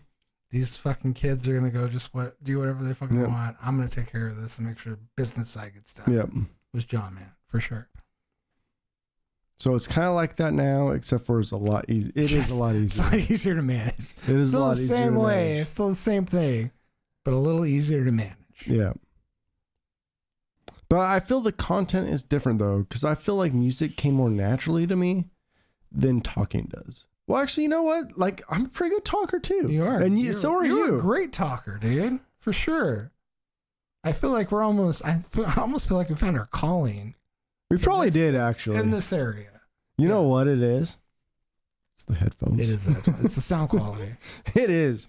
We take these headphones off, and I'm just quiet because I just can't hear anybody. What's the other pizza place? There's Romeo's and there's Camelachis. What's it called? Have you ever had Camelachis? Zeke's? Have you ever had Zeke's Pizza? I don't know if we have. Oh, I've had Zeke's Pizza. I don't know if we have that. Zeke's is right on Main Street there. What's that one right next to Juanita Beach? Does Romano's not deliver right now? Not for anything under $150 apparently. $150? It said I tried to order 2 pizzas, a salad, and wings, and I spent $70. And I'm like, I'm gonna hit it, and they're like, we don't deliver for anything less than $150. What? I'm like, are you fucking kidding me? I'm not gonna spend $150 worth of food. Jeez. Juanita Pizza. Which I don't want to talk down. So they have really good pizza at Romeo's. I just don't want to spend that much money. Oh, because it keeps directing me to this Easy Cater site. Oh, are you talking about this one? No, I was talking about what is it? It's Pizzaola, Romano's. So it starts with a C? No, it's Pagliacci's. This one? Yeah, that's the one. I'm going to try to order from here right now. I tried to order from Romeo's. That's the one that said, we won't deliver for anything under $150. You're like, bitch. I'm not going to spend $150 on fucking pizza, you fucking idiot. I'll make that shit. Yeah, right? Really? They were thinking about the $150 cover charge? Yeah. Trying to give me $150 fucking cover. So are you trying to do everything online? Yeah, I'm trying to do it right now. I'm signing in. I have a Pagliacci's account, so I'm just going to do this. Order pizza for these peeps. Here we go. Damn, yeah, here we go. Pagliacci's, you got you. Click here to start. Oh, I'm trying to repeat last order. What was my last order? So I had 13-inch and 17-inch pizza. I want to throw in a salad for my babe. Emily, love you. Gotta have your salad. Let's see. Give her a Caesar, I guess. Serves one Caesars. You probably need to add another pizza, right? Got that, and that. Hit next. How much pizza is you ordering? Just 2? Just 2. Just cheese and veggie. And I'm going to use this card.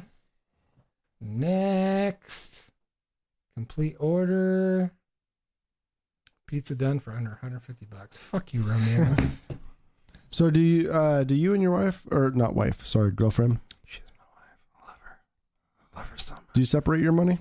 Yes, we do. Yes. Yeah. So your money is your money and her money is her money? She's still afraid about, with my ex and stuff, and because like sometimes the ex comes back and asks for stuff, so she's still kind of like a little bit afraid of that.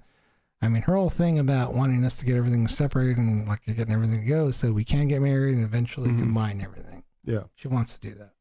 So are you and your ex-wife, are you 100% separated yet? Yes, we're 100% separated, 100% divorced. The van's still up in the air and we're still... so that's like the only thing, right? That Emily was worried about? Yeah. So she still has possession of it. It's still in your name. But it's still when it comes down to it, the loan's still in my name. So anything that were to happen to it would still be my fuck up. That's the problem. So if we can get that figured out, we get married. So how do you figure that out? Just with my lawyer. Like I've talked to him about it and stuff. And I mean, it costs some money, which is the tough part, but we're going to go back to court over it and everything will be done eventually. At least put it in her name. Isn't the van like broke? She doesn't even have the van anymore, right? She still has it, but it's broken down. So it hasn't been drivenable in like a year or something. She fucking broke it. She fucking ruined it, like pretty much. It's not going to get up. So even if it is in your name, now it's your responsibility anyway. Yeah, for sure. So you want to put it in her name. That way it's her responsibility. Sure. Because it needs like $10,000 worth of work, which is $10,000? Which is probably more than what's left on the car. Like what type of work costs $10,000? I think that's totaled. That is totaled. Yeah, it's pretty much totaled. It's I don't know. I forget. She said the car. I forget what she said. Oh well, like I think it needs like a brand new engine and transmission. Yeah. So she like totally. Well, she was like using it to deliver pizza, so it's like totally running to the ground. So what's she using now to deliver pizzas? I have no idea. So I'm assuming she's still working there, right? Yeah. So I think she's still, but I don't think she's like working more like in the pizza, in the whole whatever they call that in the pizza realm there. She's working more in the office, like in the kitchen. Yes. Than the actual delivery. I believe. But the car hasn't been running in like maybe 2 years. It's been just dead and just there. Just in your name, just dead. Just in my name, just dead. What kind of car is it? It's a Town and Country. It's an SUV and stuff like that. That's so we got that's the one that we got. We got in October, and she left me a month later and took the car. So that's what it was like a whole game where she. Well, you need to get that shit in her name. That way, like. Well, shit, if she wants to keep it, well, how much is left on the money? Oh, it's under $10,000 now. And so she wants to keep it, even if it's like it's just sitting there doing nothing. The amount of money to fix it. So she still wants to keep it right now. I think it's more just a slight against me. All right, then like put it in her name. Right. So we're trying to do that, but it's like tough and stuff because she can't afford she needs to be able to sign over that shit to her name, but she can't because of where her credit's at. It's like every kind of then just take it. Yeah, every kind of loop. Or do you just not want it at all? Well, I don't want it either. Like I'd prefer for her to take it. But if you taking it, are you paying for it right now anyway? No. So the amount of money that's left on there is actually more than the car is actually worth. Like it's completely underwater. So I don't even know why she even wants it anymore. The only tough part is that it's still in my name, so it's not running, but if she ever did get it running, it'd be a slight like she ever got a ticket or something like that, it'd be in my name. So that's like the worry.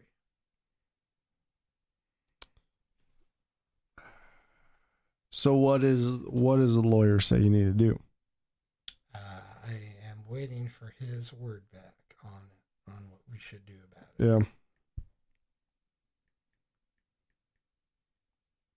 Yeah. Interesting. Pizza on its way. The pizza or the car? pizza. I wish it was the car. We're totally ready. We're totally like in love, like little love bugs and stuff like that. If we can just get this like last part figured out, we totally get married and everything would be great. Be a happy ending. Yeah. For the sandwich. Would be. Mm-hmm. Just gotta figure that shit out, man. It will come. It will come. I mean, but that's the last hurdle, right? Yeah. And what John Thurston was telling me, she already has another car that she's been driving around. Yeah. Mm. I guess one of her roommates like owed money, and so like they signed the car over to her or whatever, and that car's not running anymore either. So I got that car broke down. So I got two not working car. It's a mad situation over there down. You don't even pretend to understand what's going on. I'm not trying to, man. to tell you the truth, I'm not trying to understand a goddamn thing. Jesus Christ. Order pizza. One more? One more with the podcast, or do you want to end the podcast and have one more? Oh, either way. How do you want to do it? How do you want to do it? I want to keep talking, I think. All right. Do we have any more to talk about, though? On this there's always something to talk about. So let's do that. Let's podcast one more time. Can we pause it? All right, hold on. I'll get the beers. Okay. I'll keep talking.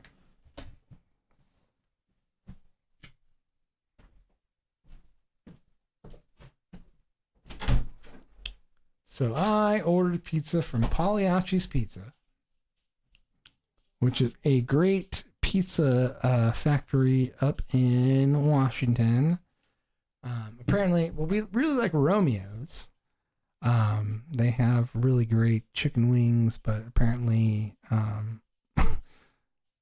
for the first time ever, I realized that they don't do that under $150. I guess they usually used to. I guess now they don't. So now I'm going to do Pagliacci's, which is actually a really good pizza. I don't know. I hope you guys are enjoying this bonus episode of the John Man Podcast. No longer the John Sandwich Show, John Man Podcast. I think after one of us can be John Man in wrestling, it'll cease to be the John Man Podcast and start being the John Sandwich Show again. But until this man's tyranny is defeated, it's going to be the John Man Podcast, I think. Until somebody can beat John Man at arm wrestling, it will be the John Man Podcast till furthermore. We'll see what happens. John Man Podcast. That has a ring to it. It does have a ring to it. So what is the basis on the John Man Podcast? Oh, I'm just saying, until one of us can beat you at arm wrestling, I think it just needs to remain the John Man Podcast, the John Man Show. It'll probably stay that way. Yeah, as soon as we can take him down, it'll be the John Sandwich Podcast again. So, I got a little bit of a challenge for you. Okay. All right. Take off your headphones, and let's just talk like this. Oh, I hate it. For I hate it. Dude, it's terrible. I hate it. Like, this doesn't sound What's right. happening? Sounds horrible. It does. I hate real life. Real life sucks, man. Real life sucks. When you say the John Man Podcast, and you say it to me right now, it doesn't sound that good. John Man Podcast. Hold on. Now put it on. Put the headphones. Hold on. Wait, hold on. Let's say the John Man Podcast. Now put your headphones. Let's just say the Erik Podcast. The Erik Podcast. Welcome back to the Erik Renteria Podcast. Welcome to the John Man Podcast. The John Man Podcast. It's just so much better, man. It is. Like I do not like talking without my headphones on, man. No, me neither. I want to just have these on at all times. All right, so if the name is based on arm wrestling ability, then it's going to be the John Man Podcast for a while. That's true. Well, can we get one more poll? I talked while you were gone about ideas on how to do this. So what it really is that it's that first poll. It is. It is. So if I can just catch you on the first poll, and the intimidation factor, like feel that. You feel that? Yeah. Do I feel in charge? No. I mean, honestly, like. It's the grip. The grip you have right now is a little weak. It's the grip. So as soon as he starts squeezing, any kind of hope or like feeling that you have in you, he's squeezing it out of you, like literally. I wish you as viewers can feel this. He's squeezing out any kind of hope and dreams that you have in you. It's all coming out of your body. Wait, hold on. Watch this when Erik actually puts his grip on. Did you see that look in his face? You notice how his grip just loosened as I put my grip on? He's scared. So scared. He's terrified. One. Hold on. I need to learn everything that I need to remember everything that I learned. You wanna, before I rip your goddamn arm off its shoulders? All right, you ready? Yeah. You can count down. All right, I'll count down. 1, 2, 3. Okay, everything I said is it's not really accurate about it, but we'll see what happens. The John Man Show. Ooh, so the John Man Podcast. John Man Podcast. No, we're gonna have a couple guests on here. The John Man Podcast. From now on is the John Man Podcast. We have our guest here, Mr. Erik, and we have our guest Thirsty, which is here some of the time. Actually, most of the time. The John Man Podcast. That has a good ring to it. It does. All right. How's the home life? We good? I think we're good. Just making sure she's like talking to me about Emma and pizza. Emma and pizza. Huh? She's like texting, so it means on the little dots are happening there. I'm trying to see what she says there. He's like, you need to come home right now, motherfucker.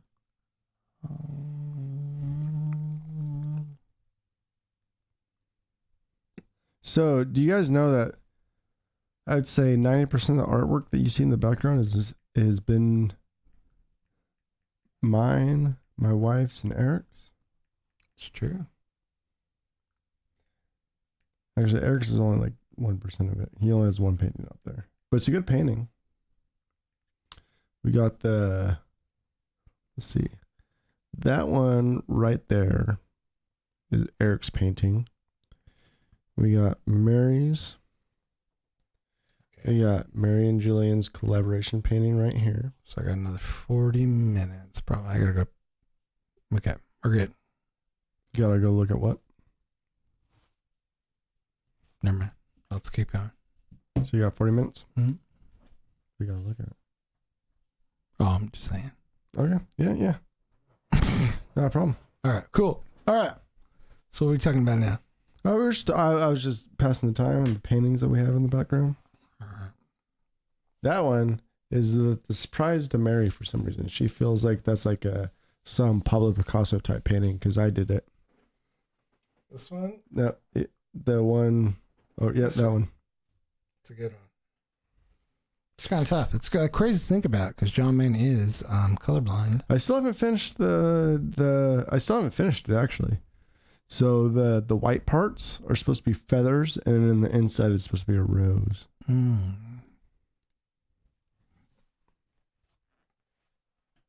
can see what you mean. But I did put a little Star Trek Easter egg in it. Can you find it? See if you can find the Star Trek Easter egg. Take a look at it.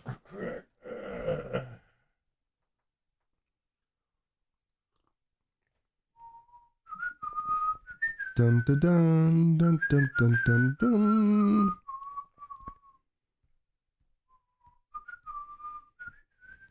I don't know. I don't know if I see it. Is that a little Star Trek? Yep. Is that it? Really? Yep, right there. Oh, sweet. Yeah. All right, good. Found it. I called it. Doesn't that look Called like it. a sidewise? It does. It does. Called it. Great. I guess it is a pretty cool painting. No, I like it. You know, we should do that again. Me, you, and Mary, and maybe even and like Emily too. We should get together. We should elongate this table a little bit. Yeah. And we should have a painting podcast to where We used to do painting nights, so might as well like podcast with it. It's good. This one right here, I did on a painting night. This is the same night that I did that one right there. Yeah, to the left. This is a man running to a woman who's flying away on a balloon. Red balloon at that. A red balloon. I think it means something. I don't know. See what happens. I think that'd be cool to do like a painting podcast. Mm-hmm. I think it would be cool. It's a good one. It's a good idea. Let's do that. Let's do the next couples podcast. We'll have you, me, Mary, and if John can't do it. Yeah, it's a good night. I mean, does Emily like to paint? Yeah, she does.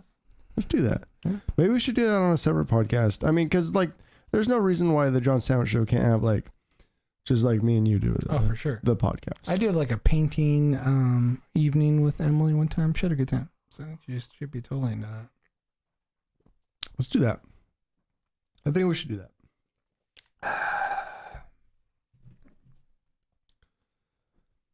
Crazy stuff, man. Me and you, we've been through a lot. My daughter. So, okay. Bringing me through a lot. Okay, so. Goddamn kids. So, John, I didn't get a chance to elaborate with John, but John was talking about how I was like being like super conspiracy theorist over there. Yeah. Like, do you think like Nikola Tesla and what he could have achieved is like what he like? Do you think, no, it's well documented. Yeah. Yeah. That he was on the verge of wireless energy. He was pretty much shitted out of his situation and stuff by J.P. Morgan. Yeah. So it's like tough to understand what that could have been. Yeah. It could have been like we're a only, utopia. Yeah, we're only like touching the surface of it now and shit. Like literally. Yeah. I mean, with wireless charging right now, like we're just getting wireless charging and we could add wireless. I mean, that's there. everywhere. There is wireless charging. Yeah. But we could have wireless energy everywhere. That'd be great.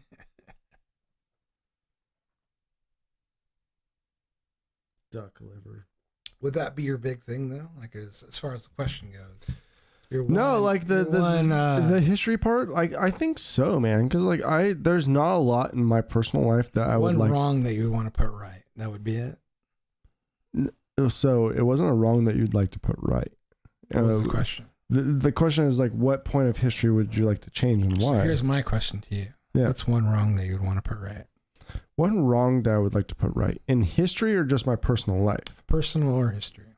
Anything personal to you that you'd want to put right. Anything that you think that would need fixing. So there's this one wrong. Okay. Yeah, this is completely personal. There's this one wrong that I would like to put right that is super simple. Super simple. But for some reason I have a really hard time like apologizing for it.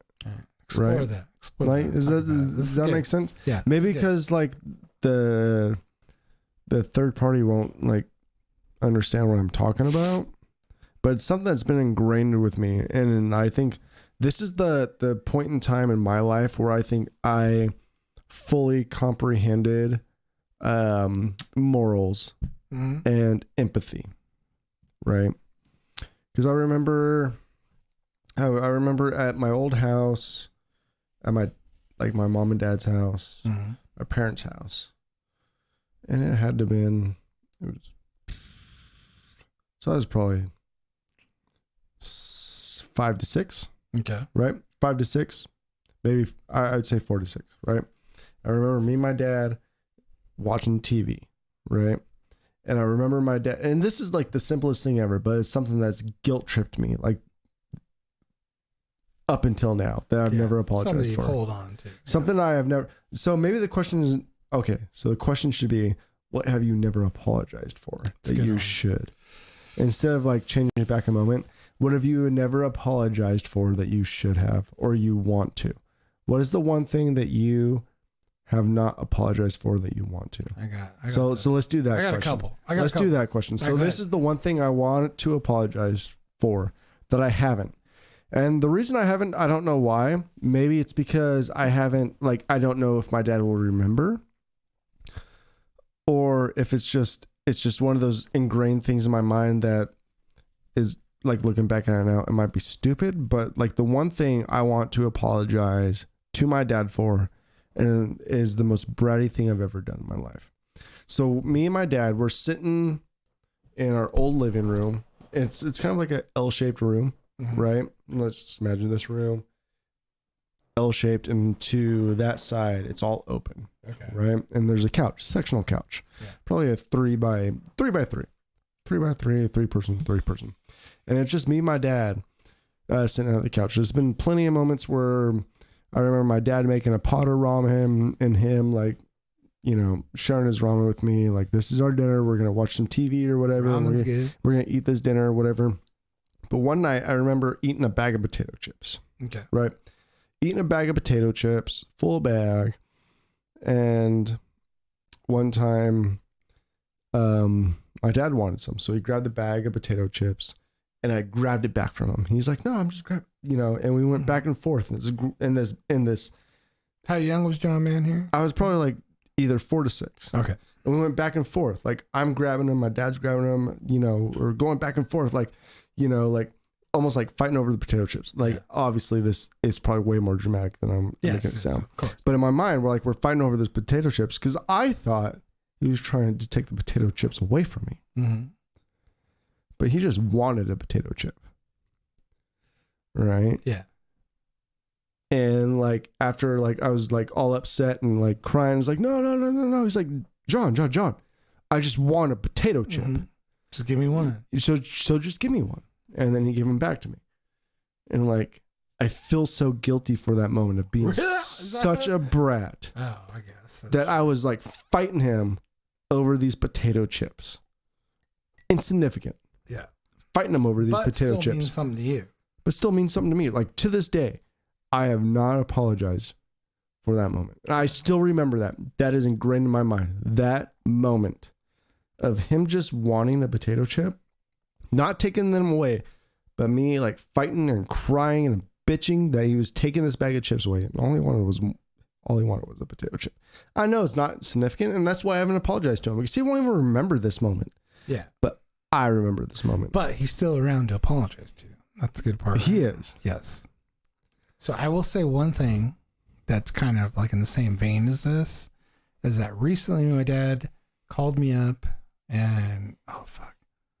Hold on. Well, we'll see if this podcast even gets under air. We still not to tell anybody. But my dad, he went and had a series of tests done, and turns out that he is sick and not doing so well. So that kind of you have like this dad, right? Like that's like your view of what a man is, and what strength is. Mm-hmm. And to have that kind of completely taken away, like to find out your dad's like sick and might be going through something, it totally just like sweeps your legs out from under you. Yeah. Knocks the air out of you, right? Like this just happened this weekend. Yeah. Oh, wow. So I was just like, oh, like, what? Like, Dad, no. Like, what the fuck? And it was kind of just like, I don't know, man. Changes like your point of view on things, I guess. And it's very sad. Yes. And it's that view of strength, I think, kind of comes from your dad, I think. And like, like there's this person that's that's always gonna be there, I guess. Yeah. But like, I mean, fortunately, like with you and I and stuff like that, like we're kind of like a lot of people don't have their dads anymore and stuff like that, or never even knew their dads, right? Yeah. So it's like my wife, she doesn't have her dad right now. Yeah. So it's been kind of. She has her amazing stepdad, but it's kind of been like a luxury that we've had it for this like amount of time. But just knowing that shit is fragile and can be taken away. Very. It's like, wow, like Jesus Christ, like as a man, like that really. That's crazy, right? Like so do you think, like, sorry to bring it back to me, like, even though it's like super insignificant and like my dad wouldn't even like know what I'm talking about, like it's something I should apologize for? Yeah. I think if it means something to you, yes. I mean, it's something that's been ingrained, like, and it might mean something to him too. You never know. But it's like one of those things. But it's kind of crazy though, because you're so young. So I was so young. He doesn't remember. He probably doesn't remember, but it's like one of those things that ingrained me in like how to have, like in my mind, that's how I grew my empathy. Okay. Someone just wanted not the whole thing. They didn't want to take it away from me. They just wanted a little piece of what I was having. So all I needed to do was share. Does that make sense? It does. does to me. But I wasn't willing in that moment to share. Yeah. I didn't want it taken away from me. I didn't want any. All you knew is at that moment you wanted these fucking chips. All I knew in this moment that no one was taking these chips away from me. Yeah. And if I just shared and gave a little, instead of fighting because I thought someone was going to take everything away from me, it would have been fine. But maybe that instilled in you your fighting spirit that you have. Maybe it did. And it does have a fighting spirit. Maybe it did, you know. So back to your story. So like the one thing, like, what was the question? I don't know. Oh, just that something you'd apologize for. Yeah, something you apologize for. I brought it more over like well, I guess the kind of reason why I brought it to where I did was like with my dad and stuff, like where I feel maybe I should apologize, but yeah, like he was like I feel like maybe you kind of feel like they're always going to be there, like there's no time limit on it because they're always going to be there to apologize. Yeah. But maybe one day they won't. Yeah. And that's tough. That is tough. It's going to be hard. Like especially like where I'm coming from right now, where my dad might be going through a bad situation and stuff like that. Like that's zero balls. Like it's like tough to think about, especially because like I imagine you feel the same way about your dad, where just like fucking I love this person indestructible. Yeah, and I love this person. Like and I would do anything for them. Yeah, right. So I think that what was the original question about? So one thing that you would apologize for, or so I got two. So what's the one thing in your life that you So what's the one thing that in life that you would kind of apologize for that you haven't? Yeah, obviously because you've been holding back the apology for. That all wraps like, what is that one thing? So I think there's two things for me. Like one is with my Uncle David, who originally took me in after high school. And he was like, "Hey man." So when you say took you in, what does that mean? Oh, so like after high school, he was living with my Aunt Christy and my grandma, and they all had like a place in Whittier, and I was like living up in Victorville, California, and I was like graduating. They're like, "Well, why don't you come down here and hang out?" And like me and my Uncle David have always been close, but it seems like so I was like, "Yes, like this will be great. We'll go like live together." But it seemed like when we did live together, we were like always clashed heads and stuff. Yeah, and he had like a very sarcastic personality and very like deprecating toward others' humor and stuff. So much so that I felt like if I adopted that he would respect me more, I guess. So like there was a lot of jokes I made and stuff at his expense, where like he did the same thing at my expense, by the way. Like it wasn't like it wasn't like a one-sided street. Like he would do that to me. And he was like more of a guy that could give it but not take it. Yeah. But I thought like if I gave it back to him, he'd maybe like respect me more. Yeah. I don't know. Because that's kind of how he treated you. Yes. So I thought like he would be like appreciative of it more. So I did that, and he didn't appreciate it much from doing that. So we had like a little bit of a falling out, which is like so tough because we've been so close. And even after that, we kind of like because I left and stuff, I moved to another place, and started living my life. We reconnected afterwards after all that. So give me a little bit of timeline. So this was 98. So probably. When you said you moved on, is that you moved on to Seattle? No, or moved I was on still to in Vegas? California. Yeah, I was still in California. Okay. Or yeah, so we still hooked up like before that. I don't think since I moved out here, I don't think we even talked. Okay. But we never like went back and readdressed it. Yeah. About that time and stuff. Like there was one night where we kind of talked about it, but we were both drunk. Yeah. So it didn't like really hit. Like so it wasn't a full. It wasn't a full on like, hey, I'm sorry. It wasn't a buzz conversation. It was a drunk conversation. Yeah. So he ended up last year he died. Like a young guy too. Yeah. Like not a lot. I think I told you about it too. So he died, and we never got to readdress it. Yeah. Which is like a damn shame too, because I feel like it was kind of like always like a divot between me and him. There's always something hanging over you guys' shoulder whenever you guys. Yeah. because and it was like a tragedy because we were so close. Mm-hmm. Up until then, up until living together, we were like literally so close, and then this happened that like divided us, and we never got to readdress it. And now we can't. Yeah. So like that's like something that's been like even I don't know. He's always had kind of like a hot and cold relationship with like even the other family. Like I've talked to like cousins and stuff. My old guitar player, my cousin from California and stuff. He still has like shit that he's dealing with like because of him dying and stuff like that. So it's kind of tough. But I wish like I would have addressed it sooner and got that shit figured out. So I got snared too late. Like if you saw your dad there, you should probably talk about it. So what's your second one? My second one is with the band Eros. And just as far as people, and I won't name any names, but people working so hard to keep me a part of it and me not being able to follow through is probably like one of my biggest regrets because I believed in the project so much and I thought that we could actually do something. Like there was no shortage of talent in the band, for sure. Yeah. We never had the right guitar player, of course. Mm-hmm. But we could have. Like, we could have figured it out. Yeah. And I feel like I was the speed bump in that. So do you feel because, like, I feel a lot of guilt because I feel like there was so much potential. Mm-hmm. And it breaks my heart that I was the person keeping that down, I think. Yeah. And it does hurt. It hurts me a lot. Yeah. Especially because people like you and stuff like that, like caring so much and like wanting me to keep me in the band and stuff like that. It feels like, it's very sad. Well, do you feel like some of your like past band experiences, like you like kind of almost being let down and like, cause you were in the scene to where like bands around you were making it famous. Yeah. Very sad. Assholes. Do you feel like that kind of? Like, I don't feel like jaded? that ever happened here, though. No.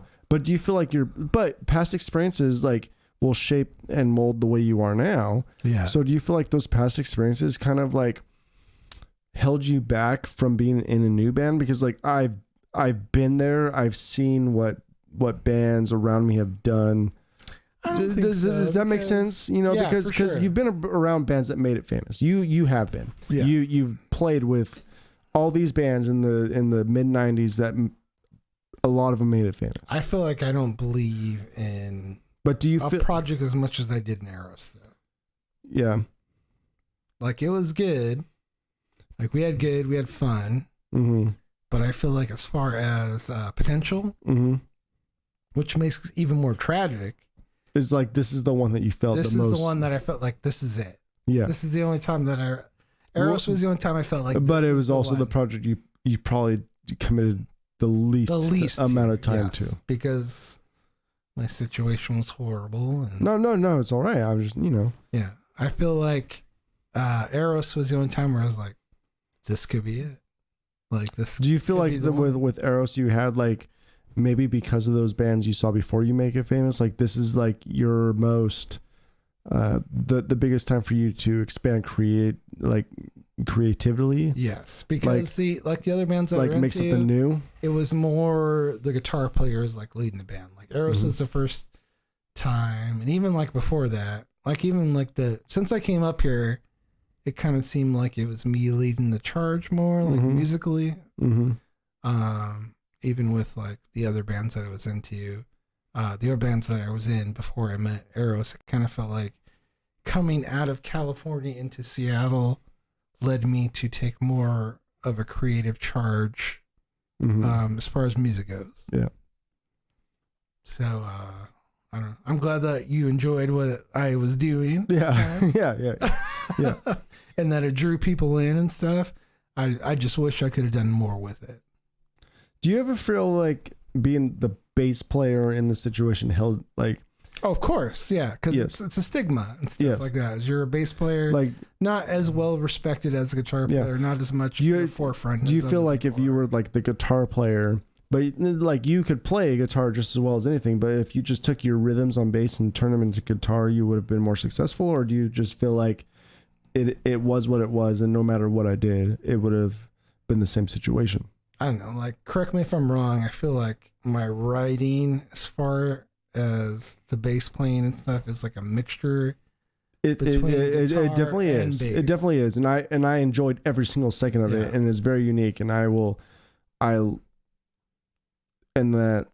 is a lot of the reason why, no offense, I stuck with you, is because I knew there was something very, very unique with you, in your writing style.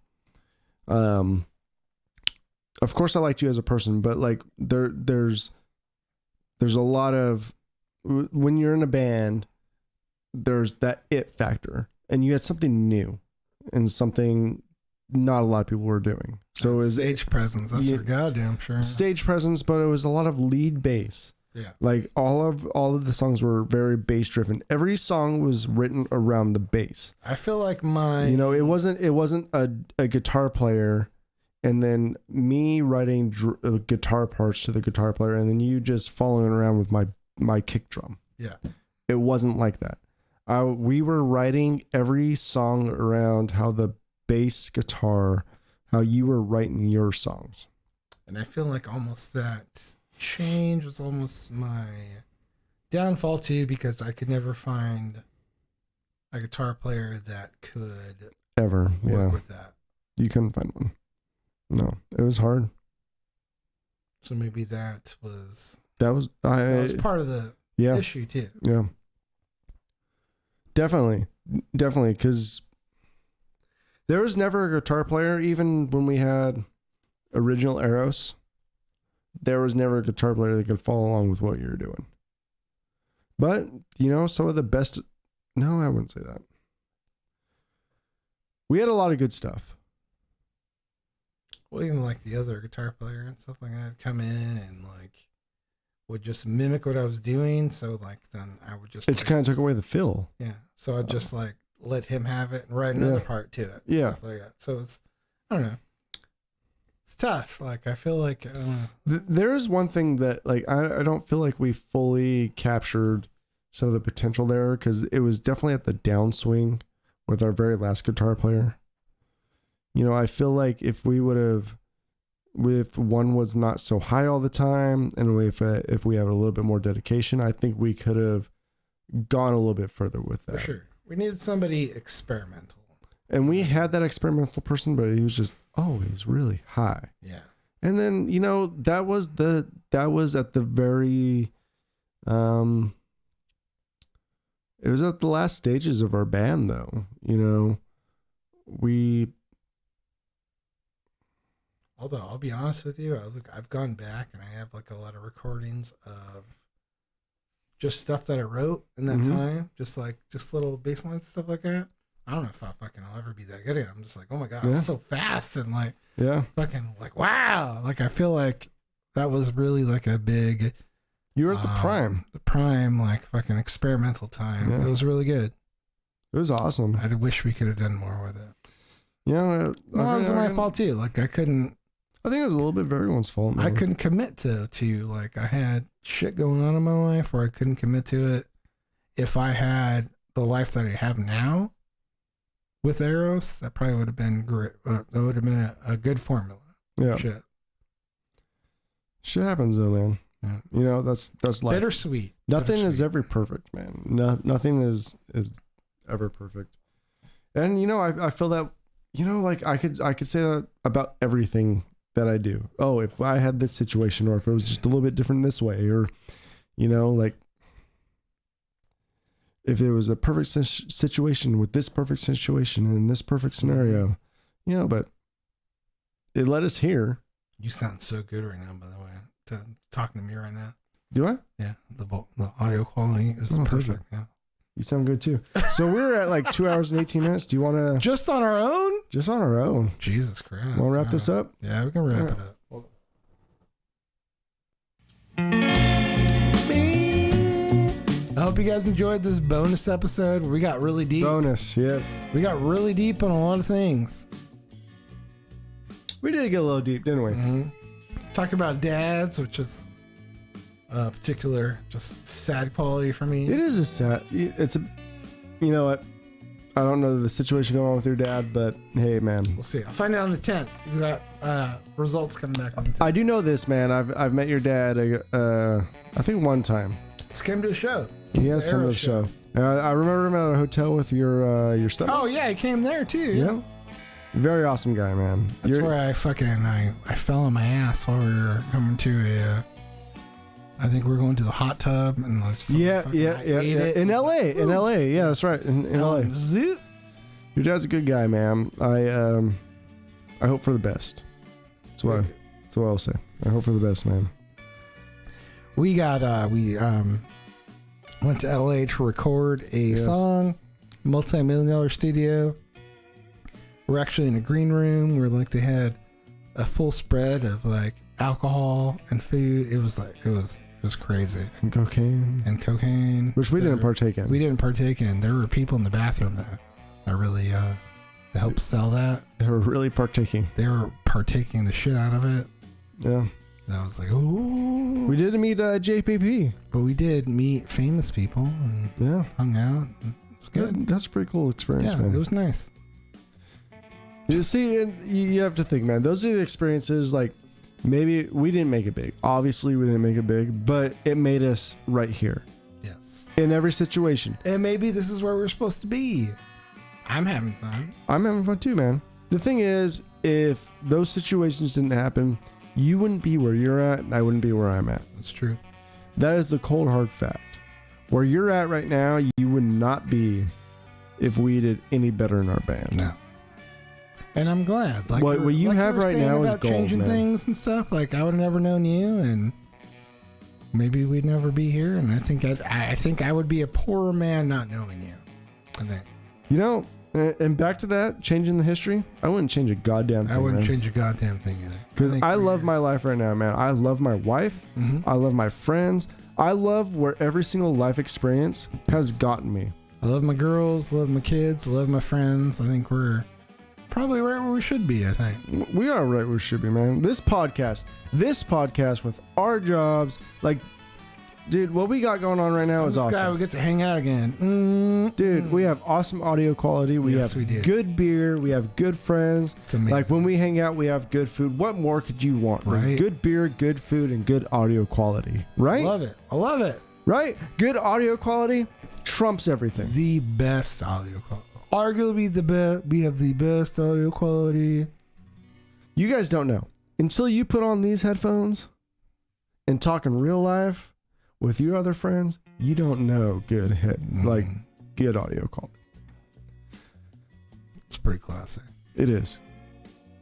But, dude, I had a great half sandwich with you, man. That's great. Yeah. So, good half sandwich. Thank you, everybody, for coming out for this second bite at the sandwich. Yeah.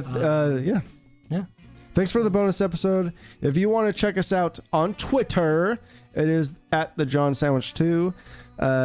You could tweet us there. Eric right here is usually manning the Twitter profile. If you want to check us out on Instagram, we don't have one. Not yet. It's coming. Leave your comments on the YouTube channel, or, you know, if you are listening to this on one of the podcast pages, honestly, the best way to get a hold of us is on Twitter. So just do that. Don't forget to like and subscribe, please, and we will see you next week on The John Sandwich Show. Tasty.